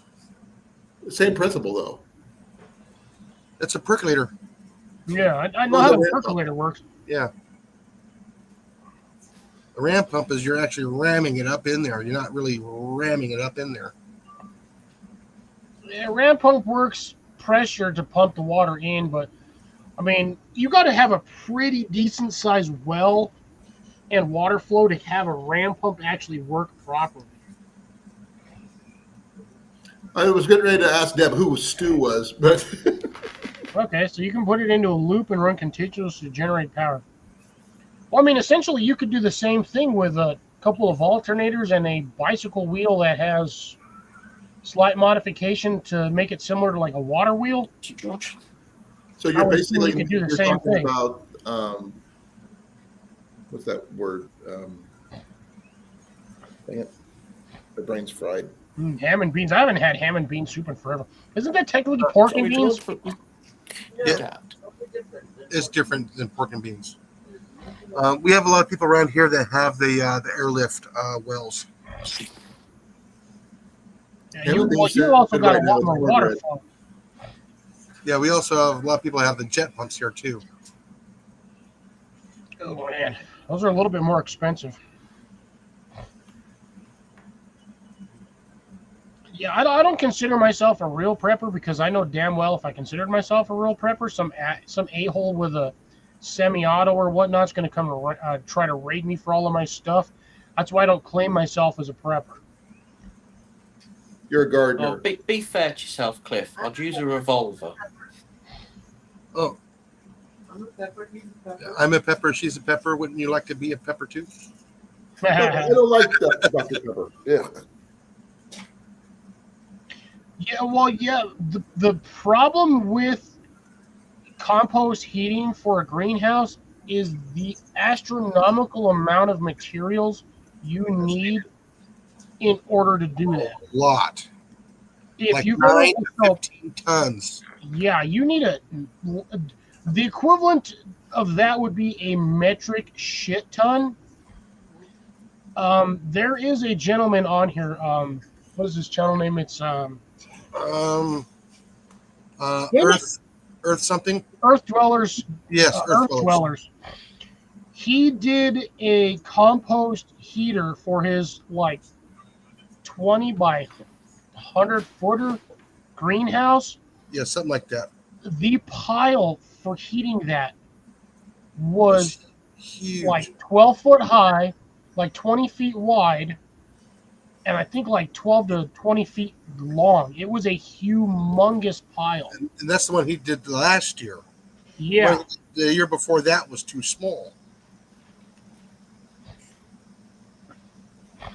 Yeah, for compost heating, you need a humongous footprint to get it to work.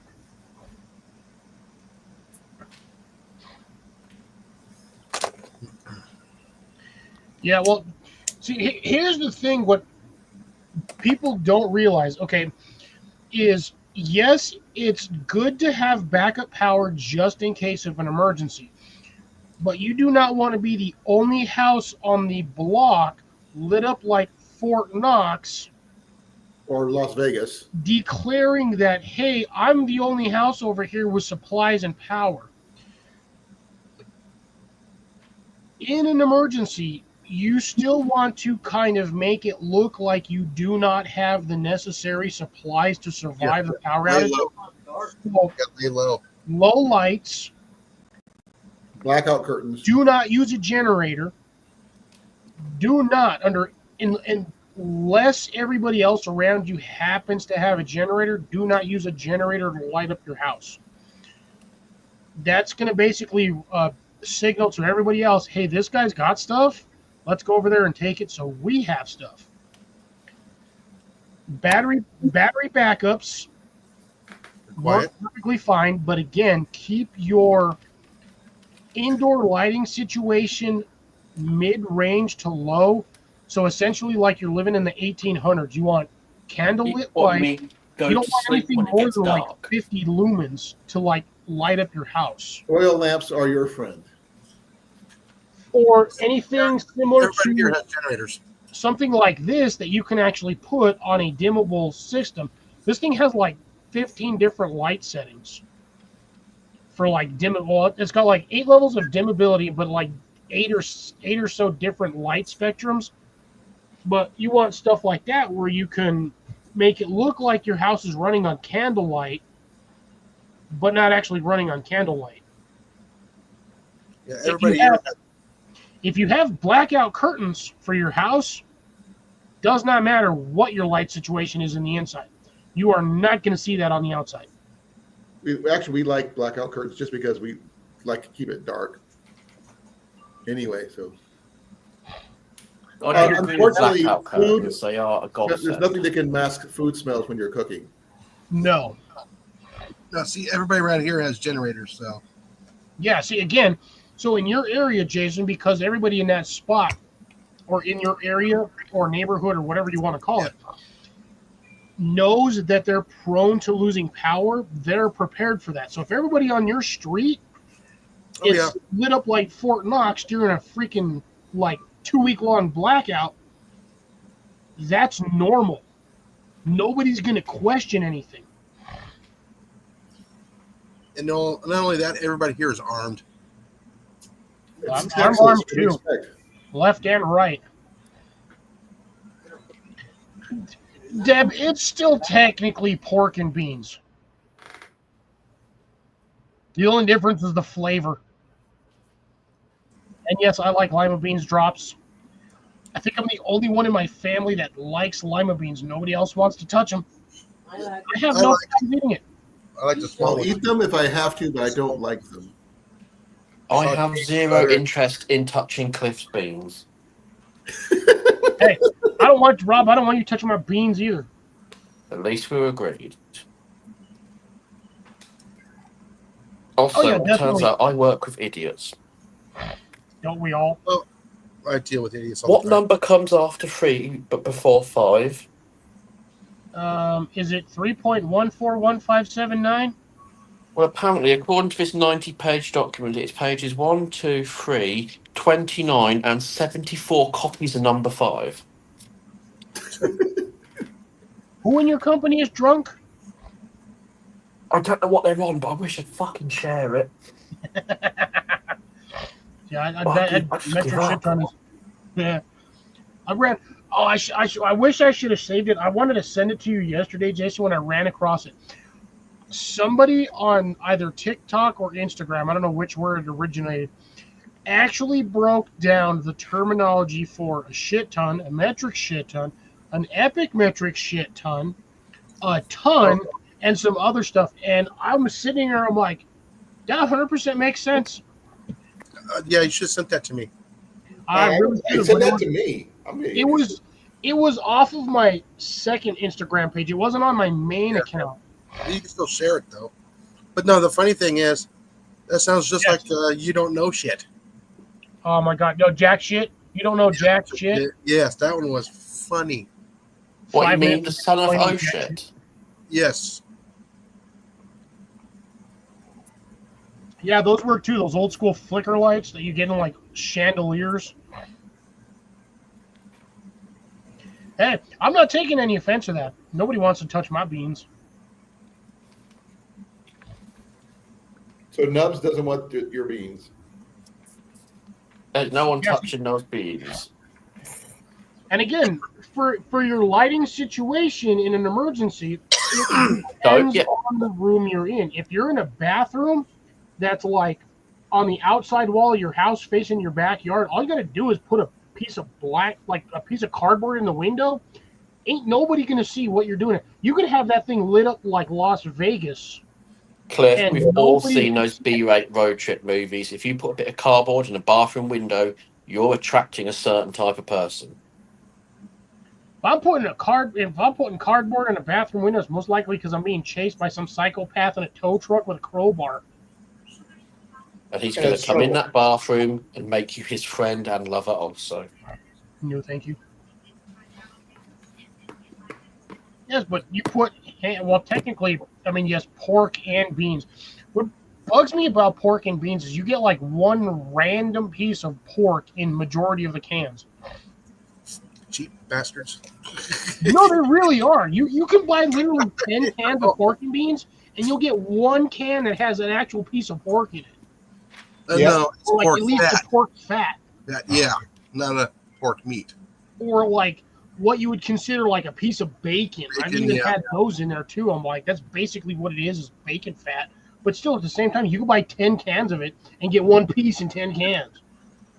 But they're charging you like $3.50 a can, you cheap bastards. There you go, Cliff. From Deb.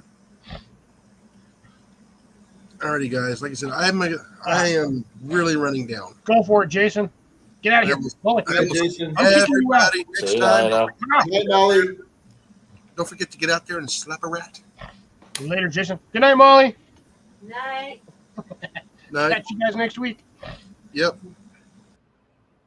Watch out for that 5-finger death punch thing. FFDP. What do we want to? No, it's the.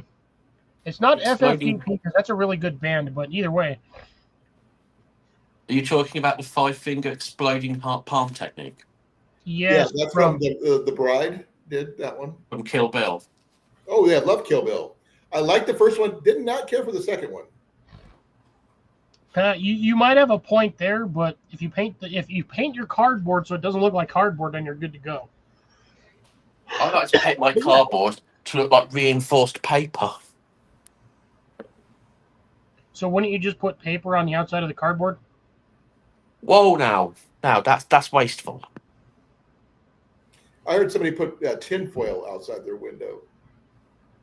Well, That's different to putting on your head. don't make me get my hat. He actually has a hat, so don't. I know. Rob, He seen it? looks like some sort of questionable Hershey's piss. Ooh. No, I'm the unstoppable Fez. Ooh. Or something, that's for certain. Aren't pork and beans Fezes are typically cool. brown beans? You know that one already. Because bush beans are black, although it depends on the version of beans you get. I mean, for pork and beans, but I'm almost Most positive pork aren't beans most are one thing. Bush they're beans brown are- beans for pork and beans. Black elk herd with a mylar backer. Yep, that works. That'll work for both heat reflection, light reflection, and thermal reactivity to an extent. But yeah, I mean, it doesn't matter. I have my window design. I've got pieces of drop cloth on the front, and then sewn to the back of it, I have dark, like an old set of bed sheets or bed linens, whatever you want to call them as, and I sewed that to that. You cannot see jack squat. I've had a flashlight staring straight at my window without the mini blinds, mind you. I've lifted these up, put a flashlight staring straight at these at night. You can't see squat. Like 100% blackout. There's not even a curtain. It's just two pieces of fabric. But yeah, I mean, if you really want to, essentially, you could just cut a piece of plywood to the size of your window and just shove that in there. And again, as long as you don't have any visible light spectrum coming out through your house, nobody knows any different. Light discipline is something that they don't talk about much anymore. You know, No, they really don't. they talk about it in the military all the time, but not so much here. I mean, in the military, yes, I can understand that because you don't exactly want to be sitting out there during a freaking ops mission, being the only dude out there with a freaking 500-watt candela power beam something or other, being like, "Oh, hey, we're over here, guys. Drop a bomb on us. Why don't you?" Well, the thing is, when they have your night vision goggles, even a laser pointer would be, stands out like, the sun. Oh god, laser! You can actually follow the beam on a laser pointer with military grade freaking night vision. Yep. Oh, I used to watch satellites in the sky with my night vision goggles. I mean, you could see a dude half a mile away smoking a cigarette because you just pick up that red glow. It's like, for night vision, that's like staring at a 500-watt flashlight. Right. Hey, Obstacle. Welcome back, Obstacle. Dano, how you doing, brother? Wait, so hold on. You and your son work in the same place? I did not know that. That is cool. He finally decided to pop back in. Either that or he's been here the whole time and my brain has just not processed it. Maybe you need to add protein to whatever you've been eating. You know what really sucks? A I vacuum. mentioned it at the beginning of this, and I told Jason, I was like, I hope you know what today is. We did not do it. It's Saturday. Today was supposed to be Beef Jerky Saturday. We had talked about this on Wednesday. I didn't get that memo, so I'm sorry. So, yeah, I've got 2 bags of beef jerky down here. We're supposed to munch on beef jerky the whole time we were sitting on here, and I completely out the window. If you want to do it next weekend, I can be up for that. No issues. I will get the biggest bag of beef jerky, and I'll join you. I won't. 100%. That sounds really good. I'm sorry you can't be. There's no such thing as vegetarian beef jerky. I'm sorry to say. Unless you want to do like kale chips or something like that. Actually, technically, there is a vegetarian beef jerky. It's called fruit leather. That would probably work too. It's fruit jerky. It counts. The stuff we get over here it's that sugary stuff aimed at kids. So fruit roll-ups would be out of the That's question. it. That's the stuff. It's vile. There you go.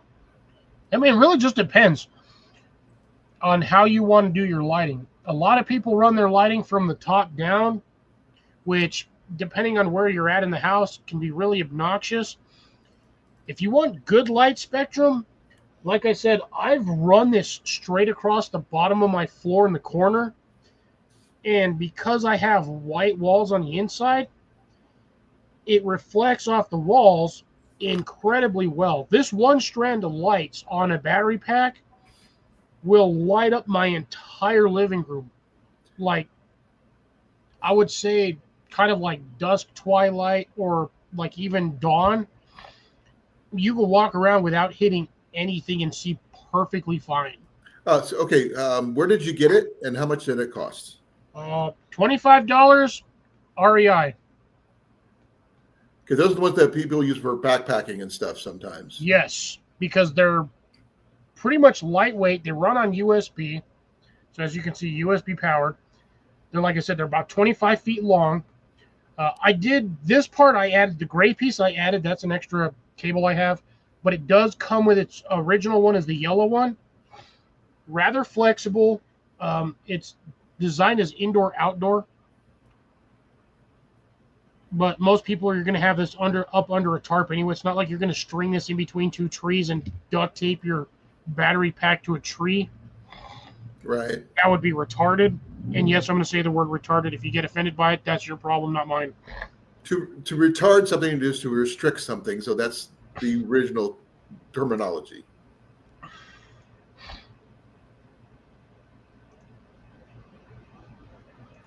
I'm going to try to get it caught up here a bit.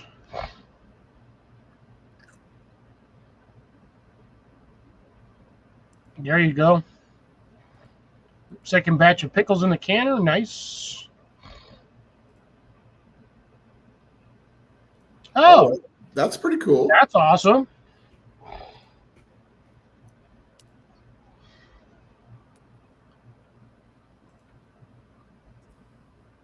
The sandbag.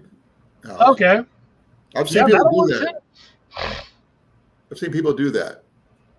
I'm assuming you're going to mix it with some sort of solidifier like concrete powder or No, they don't do them that way.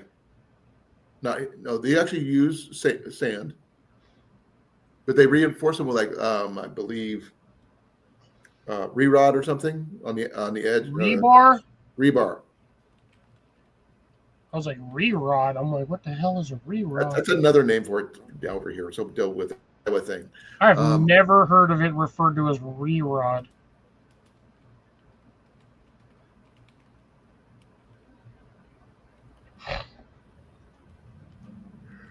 Okay. Yeah, I didn't know sandbags came in any other shape other than what they normally come in. When in Iowa, we have a lot of things with sandbags and flooding, so we come. Yeah, you do realize sand is dirt. It's silica, technically, That's a specific kind of sand. which is what we got here. I believe that's the kind of sand they use in Making fallout glass. bunkers. Making glass. Yeah, because when high enough temperatures hit, it turns it into glass, and then you just break it. It just shatters. That is a big freaking bag. That is a very big bag. Those not just bags; those are blocks. Yeah, it might be cheaper just to buy a freaking concrete, the 2x2x4 barriers. Unless lives near a sand plant or something, where you can get it fairly cheap. Like you live in the Sahara? No, I mean we have in Iowa. We do have a base layer of sand everywhere. No, I'm asking freaking Nubs if he lives Oh. in like the freaking desert or like the Sahara. Did you hear this BS? They're actually out there in the Sahara Desert bulldozing that shit. You can't. It'll just blow right back. Their whole assumption is that if they flatten it, it'll be less windy. I know. I don't know if that was some BS that I ran across or whatnot, but the minute I heard that shit, they were out there with like 200 plus bulldozers out there trying to flatten the dunes, and I'm like, y'all are dumber than shit. He lives in Minnesota. Ooh, he lives in Minnesota. Minnesota. Sorry, folks. There is not a lot of sand out there. There's a shitload of snow.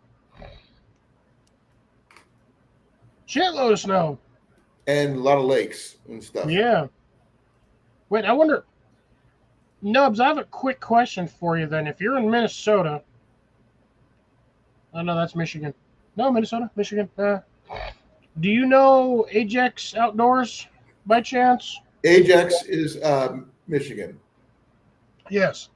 He's in Minnesota, different state. They're for like right next to each other. It's like me and Dan being right next to each other. But we know each other only on here. We don't like go, see each other. You guys are like 4 hours apart. It's not that far technically, but No, it's not. It's like I'm actually 4 hours away from Scott from SD Mountain Man too. But I'm only an hour away from Rob from Cornfed. Yeah, Dan was on here earlier on the first live. Yeah, but I've met up with Rob before, and I'm meeting up with Scott in October. Can you afford it? Oh yeah,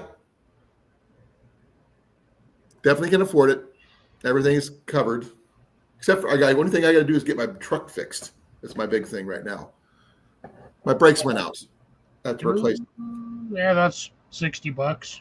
The caliper blew. I have to replace that too. That's a freaking hose line. That's like a $10 part.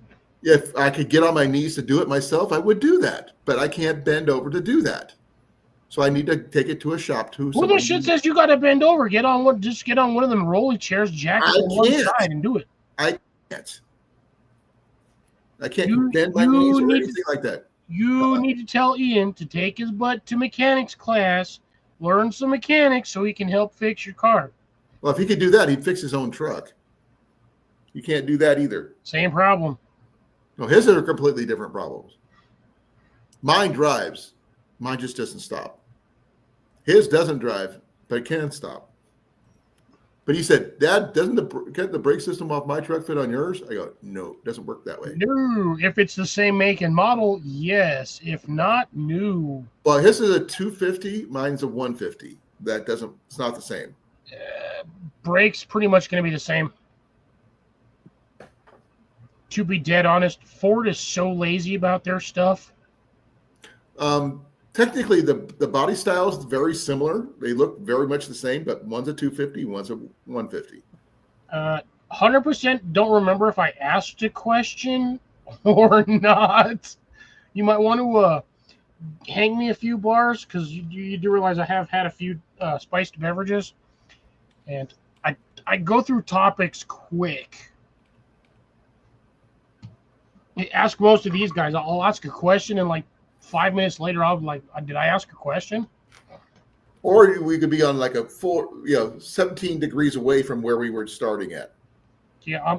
So we started on this railroad track, and somehow I'm on this railroad track way the shit over here. Track 9, yes. Yeah, we started on track 1, and now I'm on track subsection 48.3B.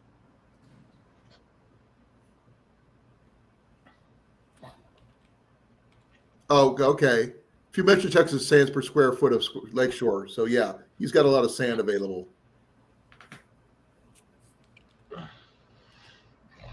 Yeah, the problem is on that one obstacle, I have a Ford Econovan, is essentially what they would use for airport transport vans that have the option of like 3 and 4 rows of seating. They put the brake brake system from an F-150 on that shit. Really? So trust me, I know those damn brake pads are garbage. This is why I hate Ford. They use the cheapest amount of shit that they physically can and then charge you the most amount of money. That's how business works. It's going to cost me between $500 and $1,200 depending on what's wrong with my truck.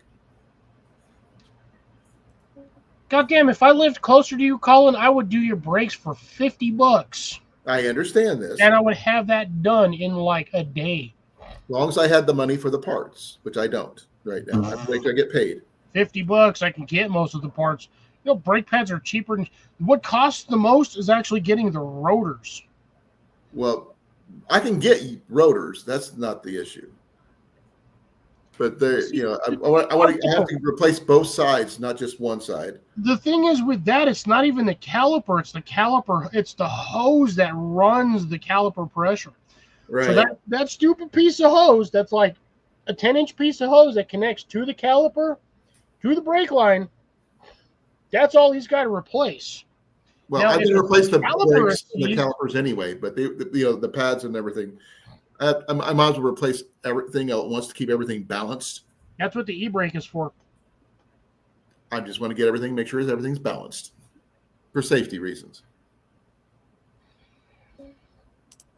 Well, you're not driving a Jeep, so you ain't got to worry about death wobble. I do have a 4-wheel drive. I was actually behind a Jeep the other day coming home from work. Hit about 65 where I was like next to him, and his whole back end just started doing it. His whole tire was doing this, and I was like, bro, I swear to God, if you swerve into me, I will kill you. I don't have mine's. It's just an automatic. It's not a 4-speed. Again, obstacle on that one. You actually have to know how to downshift. I do downshift into low 1 and low 2 if I have to. That helps. That hurt. That hurt my brain just hearing that. Low 1 and low 2? Yeah. Have you never driven a clutch there, Colin? No, I haven't driven a clutch in over 20 years because I don't own a truck with a clutch. It's been about 12 years for me since my truck died, but it'll take me like maybe 30 minutes, 20 minutes to relight. Oh, I I'd loved having mine was the last one I had was a 85 Ford Ranger. And I haven't had that since way before Ian was born.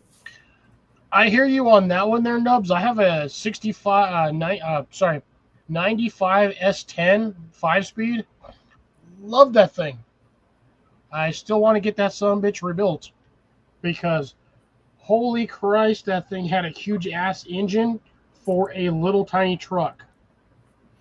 I had a 4.3 V6 in that thing for a 2-door pickup truck with a partially extended cab.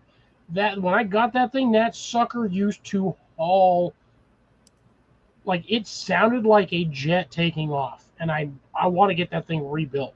I just don't currently have the 10 grand to 15 grand in cash to do a full rebuild.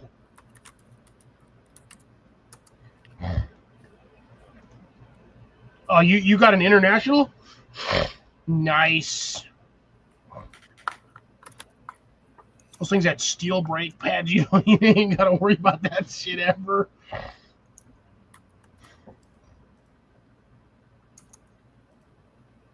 Yes.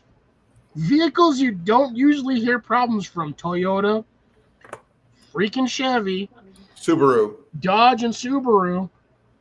Sometimes Volvo. even Nissan. Surprisingly, Nissan, despite how cheap them cars are, they actually work surprisingly well for a long time. Yeah, 77 International Scout.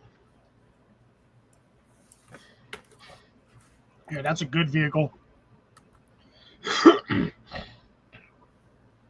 I'm telling you, I would take a lot of the older vehicles over some of the newer crap they have out today because I know damn well that shit's going to last way longer. Simple parts. Those are going to be the vehicles that during an EMP, like a catastrophic EMP, they're still going to be the ones driving around the city because they have no to like one electronic component that can be switched out or bypassed via a 3-inch piece of copper wire.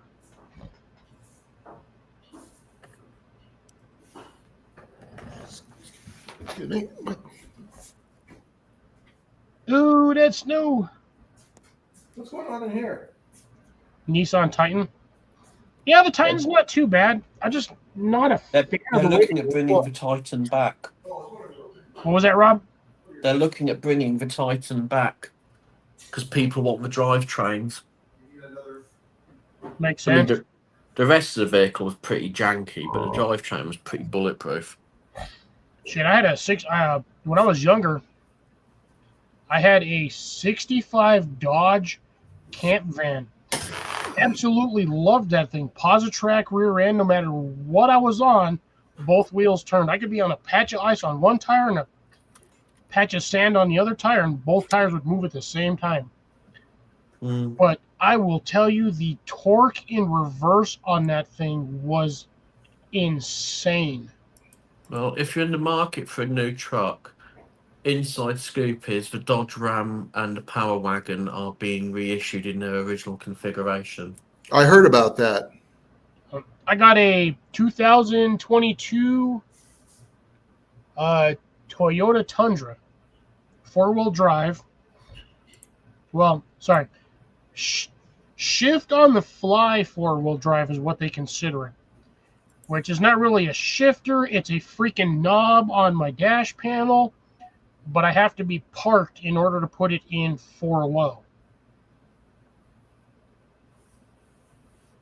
But still 4-wheel drive. Only problem is there's no weight in the back of that truck because the entire truck bed, aside from the exterior panels, so the exterior quarter panels on the backside, steel.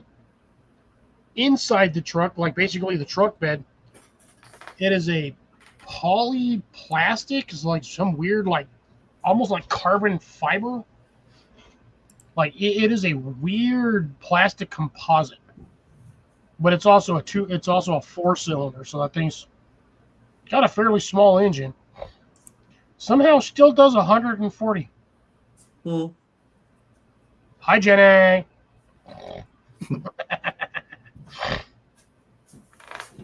She tried to sneak by. She didn't realize that we have two doors. We got one over here. She didn't use. Yeah, I can see her off to the left-hand side when she. Yeah, that's just one of our doors. Our bedroom's got two doors, and she just chose to go keep the other one closed from now. Yeah, fiberglass is a pain in the. Yeah, mine is a weird fiberglass plastic composite truck bed. So it's weird. It's strange, but I mean, if I really wanted to, I could just strip the entire back half off, put a couple of little platforms on there, and just throw a flatbed on that thing. I just got to get my brakes, get the parts for my brakes and stuff like that. Someone says they could fix them for me, but the thing is, I got to find a way to get it to them. They should come to you. If they can fix it, they need to come to you, because if you can't drive it, that's the only alternative. Right. And it's in Des Moines, but I'm not driving 50 miles with no brakes.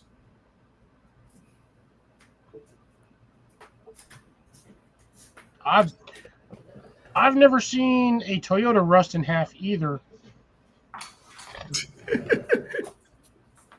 But then again, like I said, I mean, I'm a Chevy Toyota guy. And a Dodge. I absolutely hate Ford because of the amount of problems Ford has. But again, it really depends. A lot of the conditions of vehicles literally depends on your location in the States. Well, you get less rust where you're at than we do. Well, if you live near salt water, yes, your frame is going to rust out because of the saltwater content in the air, like the moisture in the air. It'll eat your framework. It doesn't matter what you're driving. Dodge, Toyota, Nissan, Acura, Honda, Ford. Could be a freaking Chinese truck from Temu. It's still going to rust out the same way in a highly salt acid environment. Whereas I live in the desert, I don't have to worry about my frames rusting out. The only thing I got to worry about is my wiper blades and my tires dry rotting on me in the summertime. And sitting in a hot vehicle after your vehicle's been sitting in the sun, and their seats are very, very hot. Oh, I hate work. I've never had to physically work with carbon fiber, but I really do not want to. That is a mess all on its own. Ha ha ha. Very funny. It's possible. Again, a lot of the newer stuff has cheaper steel, so yes, it's going to rust faster. No, I was that Nubs' joke about Iowa. Oh, probably. You haven't got to that far yet. Yeah, no, I'm right there. I can show you special. I mean, that's pretty much the last comment right there. Oh, I can drive a truck with no brakes. It's just that it's wanting to stop. That's the big thing. When I get to my location.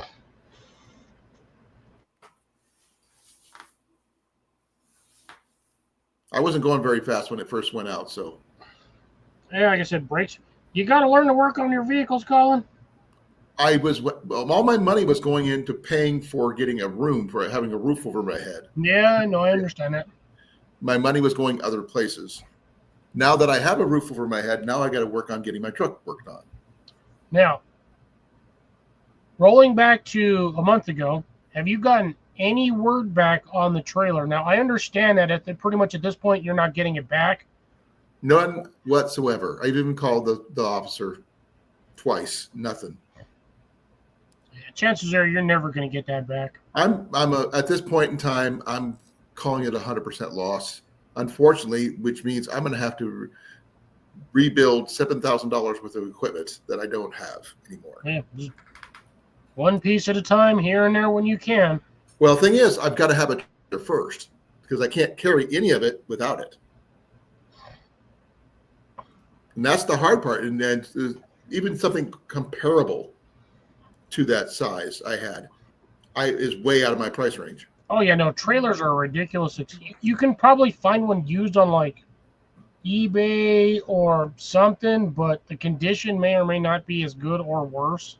Exactly. And the thing is, mine wasn't what you call a high-end trailer with high capacity or anything like that, because it was just a single axle trailer. But it was 18 feet long, and it did everything I needed it to do. Okay. Obstacle.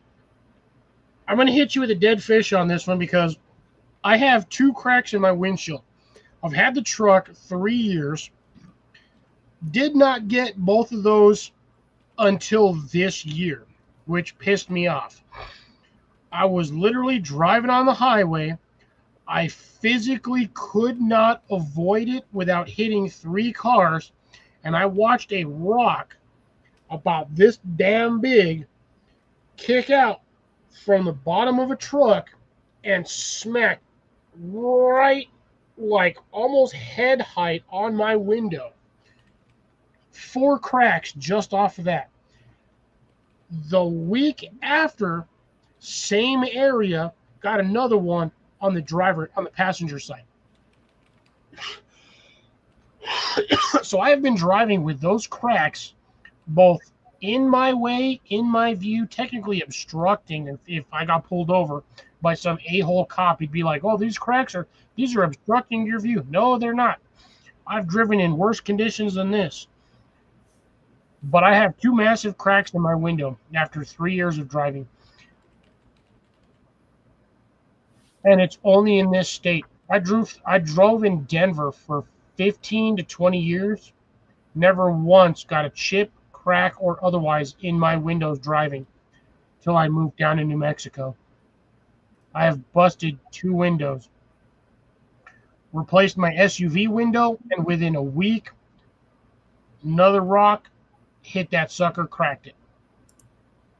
Got this truck, 2.5, 3 years in, roughly, 2 cracks. I don't feel like spending the $150 to replace the window. When my window falls out, that's when I'm going to get a new window.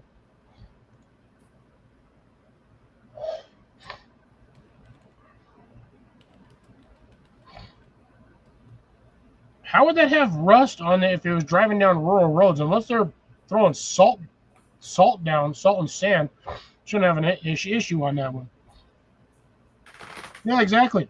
Few cracks in the window, whatever. Still gonna go. Yeah, but even carbon fiber and fiberglass will deteriorate under saltwater conditions. Now, I just did some research on AutoZone. We'll have everything, all the parts I need for my truck for $288. Yep. And the problem is with that, you'll buy all those parts, and I guarantee you can take all those parts down to a mechanic, and he'll still want to charge you for parts and labor. I talked to a mechanic yesterday. He said they'll charge me $500 to put them in.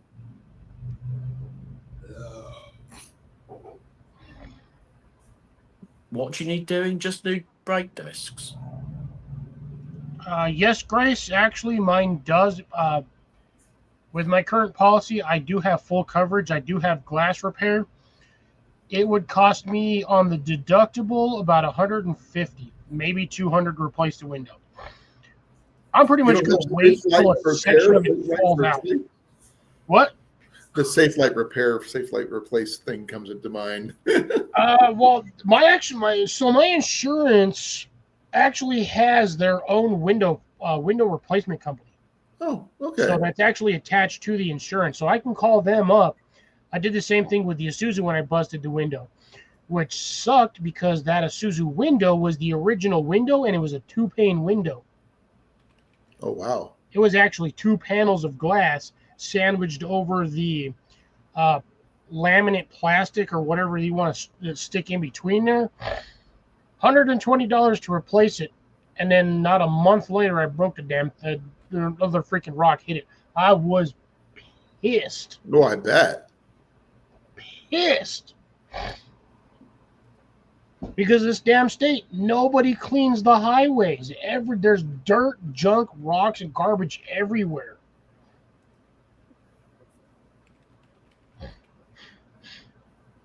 Nah, not my state. Unfortunately, my state, because we have a ton of glass people down here. Everybody wants to make money. So it's going to cost me anywhere probably between $200 to $250, maybe $300 to replace my window. Like I said, I'm just going to wait till the damn window falls out. And when it does, I may get bored and just cut out a piece of acrylic and just set the damn thing in there myself. You don't have like a junkyard you can go to, huh? Not for 2022. It's still considered a new vehicle. You'd be surprised how many there are probably people out there with windshields just sitting there. No, not for a 2022 Toyota Tundra. No, you're not going to find that in a junkyard. All right. Nope. I No do apologize, chance. folks. Give me a second. I got to go water a bush. I have had far too many liquids tonight. No, but I will be back momentarily. too new for a junkyard. Wait to see my junkyard. They take everything. No, 22 Tundra, they'll still be on the road for another few years. It depends if they've been in an accident or not.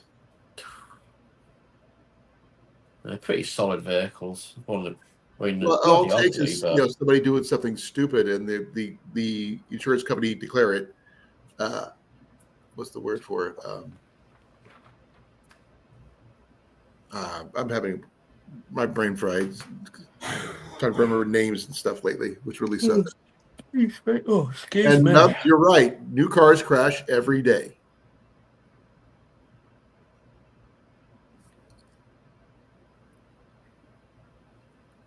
Total. Thank you, Deb. They declare things totaled way too easily nowadays. Well, over here, if it's more than 12 years old, it's a write-off. But So- you can't. They can't recycle vehicles over there anymore. No, we do, but But it once upon a costs so time, much. They don't do it. once upon a time, insurance firms are a lot more willing now. If it's over 12 years old, they just consider it a write-off and get you a new vehicle. But where are you going to put the old vehicle? That's the question. Oh, we have braking yards. Yeah, but it costs people to take them there. No, They don't buy them anymore. no, they don't buy them, but it don't cost you anything. They collect it and they part it out. Make absolute fortune.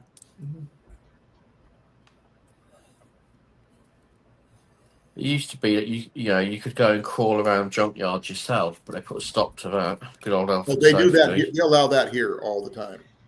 So if you ever get a chance to move here, you can scour the junkyards all to your heart's content. Health and safety over here put a stop to that because some idiot broke into a junkyard at night and killed himself. Well, you don't have to worry about that here. How the hell did I go from 3 people to 8 people all of a sudden? I went to go piss, and all of a sudden there's a ton of people in here. Yeah, leave again. See if the number goes up. Right? Let me just go water some. Let me go just It's outside and because water of this some- guy here. It's because of him. You started talking. People like hearing his voice, and that's pretty much it. No, because this guy over here, the minute he starts talking, people start dropping off the face of the earth because he's stealing souls. Damn right. He's a redhead. That's what happens. Soul stealer, soul stealer. Hey, Lori, how's it going? Good to see Hey, you. Lori. How's life in New York? Oh, excuse me. I am exhausted. Obstacle, it doesn't matter, Democrats or Republicans. There's always regulations for something stupid. Just call it politicians. Plain and simple. Idiots that run our country. Idiots with a paycheck. Whew. Yeah, oh, I'm not even going to go there. Good Lord, Lori, isn't it like almost 12 o'clock? Why are you just waking up now? It's 11 o'clock. Thank you very much. I'm almost 12. You're right. Yeah, it's almost 12. It's almost midnight. Like, I'm almost at 11 because she's an hour ahead of me. yeah, she's all the way at the tip of the U.S. Like, dang. Well, ever since they started making things, this society a disposable society, things have gone downhill. Man, if I was ever told I can't work my own shift, that would suck.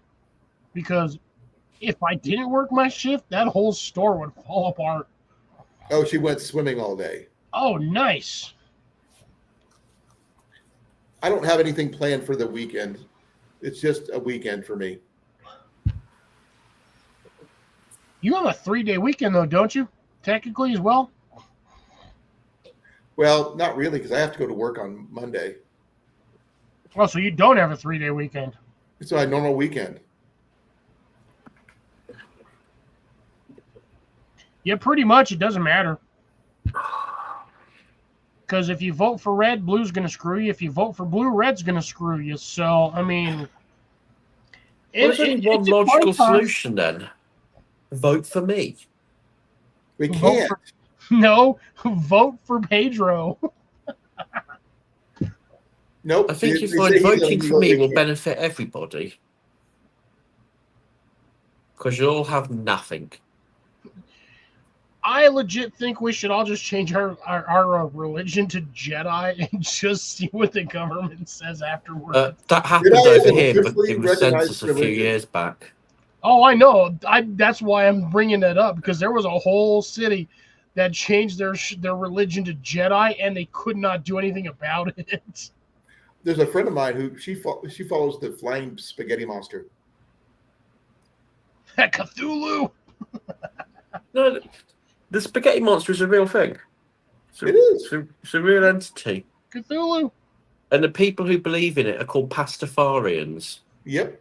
And they can wear colanders on their heads. when they Colanders get- on the head. Pastafarians are real. I know a few. Covering one's mind. Oh, that's interesting. Technically, yes, they do. Because essentially, a chicken is just a smaller version of what the dinosaurs would, or well, what we considered a raptor, Mm-hmm. which is just a really pissed off giant chicken. But yes, that is essentially what that spur is on a chicken. Roosters, freaking, what is the other one? Turkeys. Turkeys. They all technically have talons. So do pheasants. And what? Pheasants. Oh yeah, pheasants.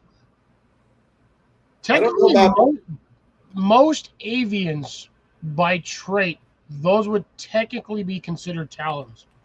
Only Deb would probably know about the quail, though. I don't know what they have. Ducks and geese, I believe, are the only ones that technically don't have About swans? claws. What about swans? Swans too. That's That's what because ducks, geese, and swans are basically fish. they basically have land, sea, and air superiority. That's Nope, why not on quail. are Quails do dicks. not. Quails do not have them. So, about platypi. That's a weird one because platypus is an amalgamation of some weird shit. That's why I brought it up. Platypus have no purpose. Yes, they do. There's those work Doofenshmirtz.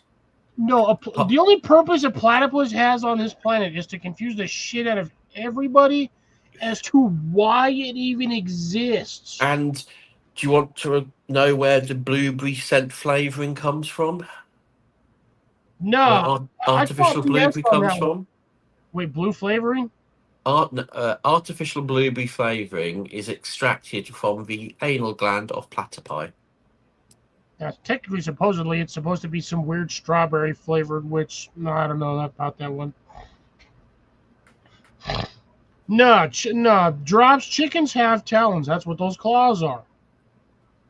I would not like to be scratched by a chicken. Those are technically... Birds have talons. A chicken is a bird. Technically, so is a duck, a goose, and a swan, but those are the only ones that don't. Now, there are those weird ones, which I see all the time in Denver. I see them down here every once in a while, too, when they migrate. It is a black bird, looks like a duck, A loon. but it sits in the damn trees. Wood duck? I don't know what the hell they are. I never learned what they were even when I was in Denver, and I used to see trees full of them damn things. You'll see them swimming around in the water, but they roost in trees. Wood ducks do that.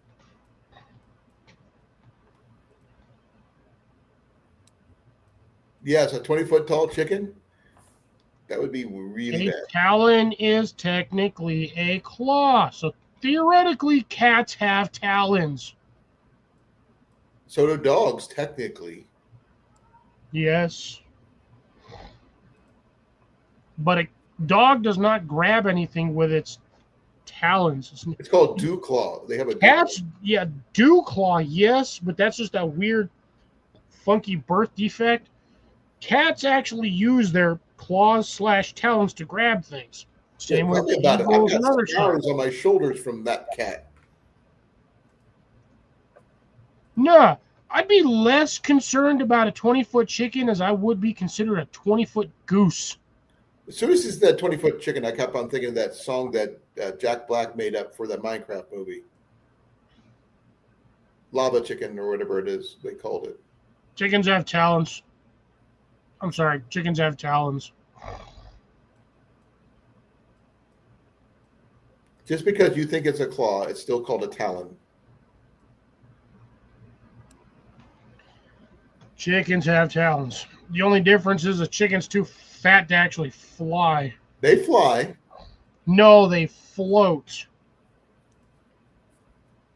They I fall ain't with never style. once seen a chicken just straight freaking take off from the ground and fly 200 feet. No, they will jump off of stuff and they will flap like crazy. They float.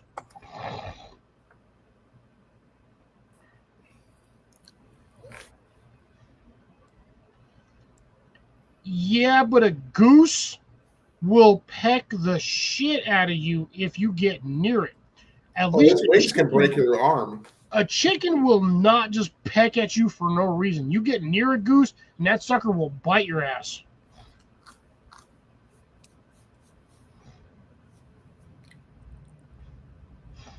I would hate to see a 20-foot. You realize a 20-foot tall goose would have like an 8-foot long neck? Probably Like- bigger than that. Damn giraffe with a serrated beak. Well, actually, the beak itself's not serrated, but it's got like serrations on the inside. I would not want that thing anywhere near me. A chicken, you can at least draw a random line on the ground and probably stare at it for 2 hours. Also, Obstacle's right. Chickens are omnivores. They'll eat anything. Yes, chickens will eat chickens. Mm-hmm. They'll eat anything, literally. They'll eat snakes, frogs, you name it. If it's there, they'll eat it. Yeah, well, that's only going to happen, Nubs, if you get rid of your human population. And at that point, the only thing that's going to survive for probably decades is going to be cockroaches. And rats. You know what? Let's...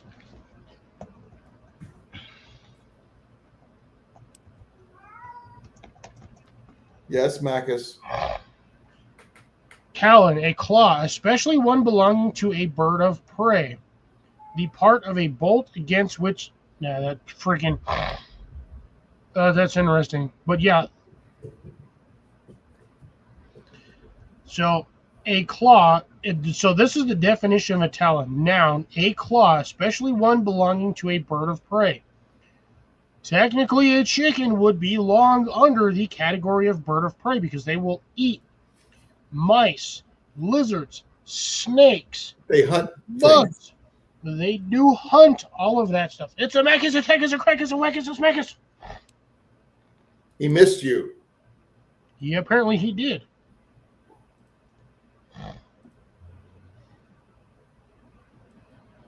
So will pigs, technically. Pigs are omnivores. If you starve a pig long enough, it will eat whatever you throw at it. They are great for disposing of bodies. Yes, They'll eat everything but the teeth. Yep. You got to get rid of the teeth on a body in order to suppress what the pig ate.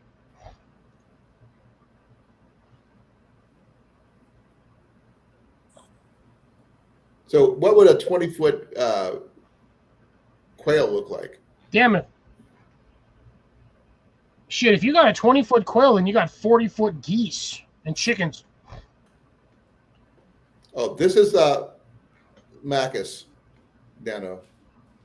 Although, if you think about it, you're talking about a 20-foot chicken would probably lay an egg the size of an ostrich egg normally. And God almighty, if you saw a 20-foot ostrich. Do you remember the movie Caveman? Vaguely. That with Ringo Starr and Dennis Quaid? Yeah, Again, vaguely. the giant egg that they fried in a lava pit. Yeah. Again, a 20-foot chicken would lay an egg the size of an ostrich egg, and a 20-foot ostrich would lay an egg the size of a freaking monster truck tire. I would not feel happy for the cloaca dropping that thing.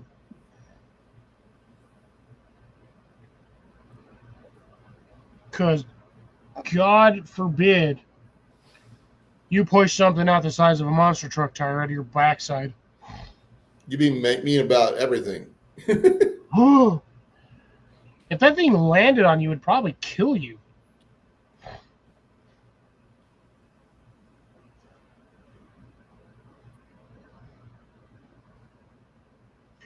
Well, yeah, if you go back to the Jurassic period, I mean, look, you had dragonflies that were 3 feet long. Yeah, Deb, you were very right. And had a 6-foot wingspan. Those dragonflies would drag any one of us off and eat them.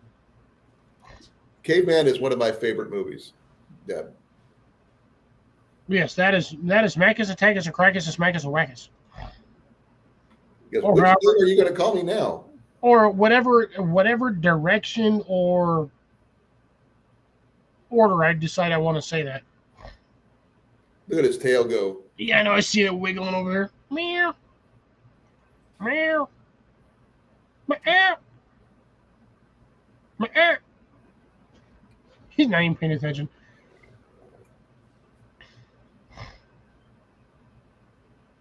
Wait. Buffalo Where- wings size of a dog. That'd be, give me the wings on. Here you go, bud.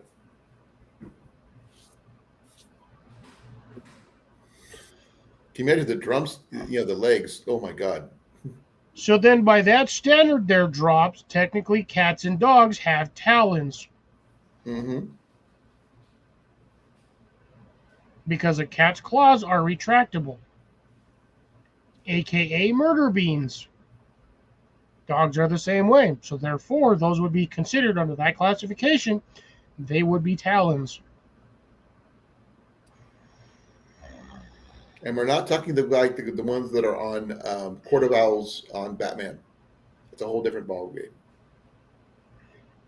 30-06.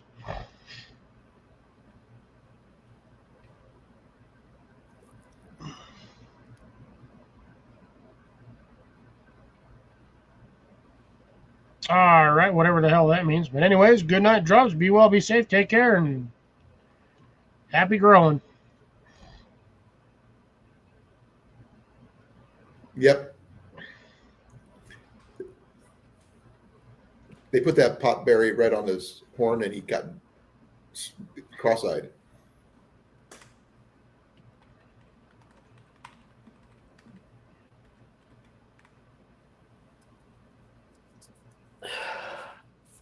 Right, buffalo wings the size of a dog on chickens. So, how much barbecue sauce would you need for that? God, you need like a 5-gallon bucket just to dip it in. And for those people who do use, ranch dressing on theirs, they dip theirs in ranch dressing. No, you didn't start anything there, Lori. Lori, you didn't start nothing. Now, Deb, would that be the quail eggs or the chicken eggs that would be the size of a basketball? Because I guarantee you an ostrich egg would be the size of a beach ball. Well, an ostrich egg is like that big normally. Ostrich egg is like the size of a basketball. Not that big. That's roughly the size of a basketball on standard. More like the size of a rugby ball, football.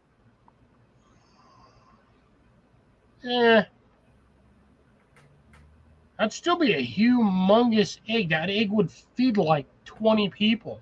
An average egg, ostrich eggs is the equivalent of 20 regular chicken eggs. So okay, so a chicken egg would be the size of a basketball, which means a quail egg would be the size of a ostrich egg. No, I'm Current thinking that a quail egg would be the size of a football. If that's the case, because Deb's saying that a chicken egg would be the size of a basketball, So, which means an ostrich egg would be the size of a beach ball, and a quail egg would be the size of a football. that means, using that logic, a hummingbird egg would be the size of an ostrich egg. 20-foot hummingbird? I would say the size of a hummingbird egg would be softball. It's still the fastest, wingspan ever. That is still, oh my God, Jesus Christ. Holy shit. The speed You of never thought about hummingbirds until now, did you? I didn't even think about that until you said that. The speed of a 20-foot hummingbird. They can go Holy, forwards, backwards, up and down. that thing would have the equivalent speed of a falcon. Oh, probably faster than that. And a falcon would have the equivalent speed of breaking the sound barrier. I'm going to do a quick check on something. Well, here. that would depend on the size of the dinosaur in general.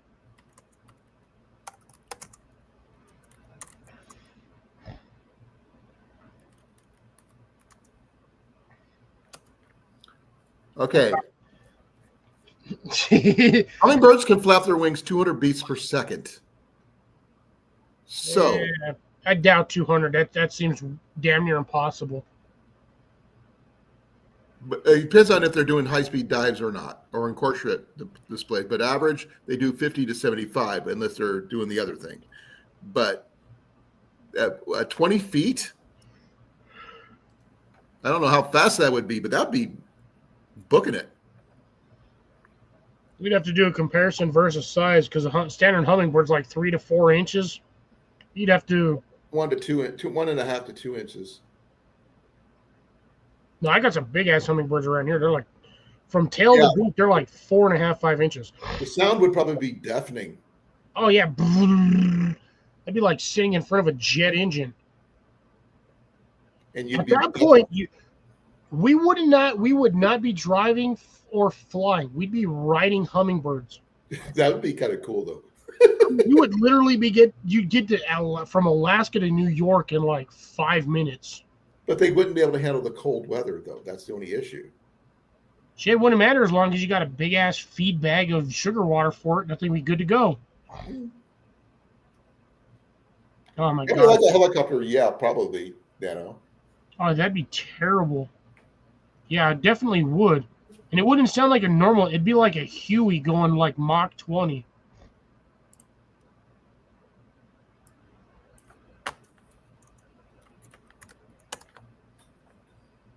They can reach, hummingbirds can reach 61 miles an hour in their small hauling ass. But they're going to have the same problem that a cheetah has. Short bursts of speed while they have the energy. No, that's their average speed. The thing is, scale that up by 20 feet. But again, you're still going to have the same problem. Without energy, they're going to flatline after a couple of minutes. Hey, Sharma. I'm assuming unks means uncles, I'm guessing. I don't know, but either way, good evening, Ankit. Sharma. How's it going? I was actually just about getting ready to end this because we've been 2.5 hours. That means it puts me at 3.5 hours. I got to keep it under 4, otherwise I will run out of hours again. Yeah, because my reset won't be for another 18 days. So you don't want to run out of time again. Yeah, I don't want to have that problem. So the only other option you have, Cliff, is that besides you'll be swapping between here and Streamlabs sucks ass. We had all kinds of issues last week or Wednesday with Streamlabs. With the Talk Studio? Yeah, we had a bunch of problems. Okay. Could be some random updates. I don't know. something on where we just had problems last week. I was the only one that actually had full video and audio. Well, I found out how far we have to go to get internet for here with our Wi-Fi system, our fiber optic system. The place is like literally next door, across the alley. Oh, that's funny. So we shouldn't have not had issues here. That's pretty close. But anyways, all right, ladies and gentlemen, I think we're going to end it here just so I don't run out of hours this month because that sucked a few weeks ago. Thank you all for joining me tonight. We've had some excellent conversations. Been kind of fun tonight. We had a little weird conversations. Weird, but still kind of. This guy fell asleep at work again. Yeah. I'm poking in the butt, Rob. But anyways, I'm done fixing people's mistakes. Rob, you need some sleep. Yeah. I'll More get than that I do. sometime.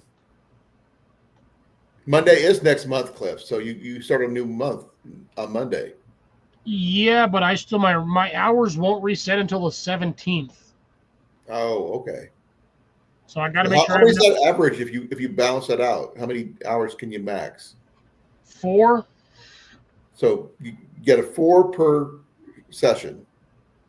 4, 8, 12, 16, 20. If I do 4 hours, it gives me 5 weeks. But again, my reset is on the 17th. So again, it just depends. But I want to try to keep it so I don't run out again like I had last week where I got an hour into it, tried to do another live stream, and basically got a freaking trident stuck in my butthole.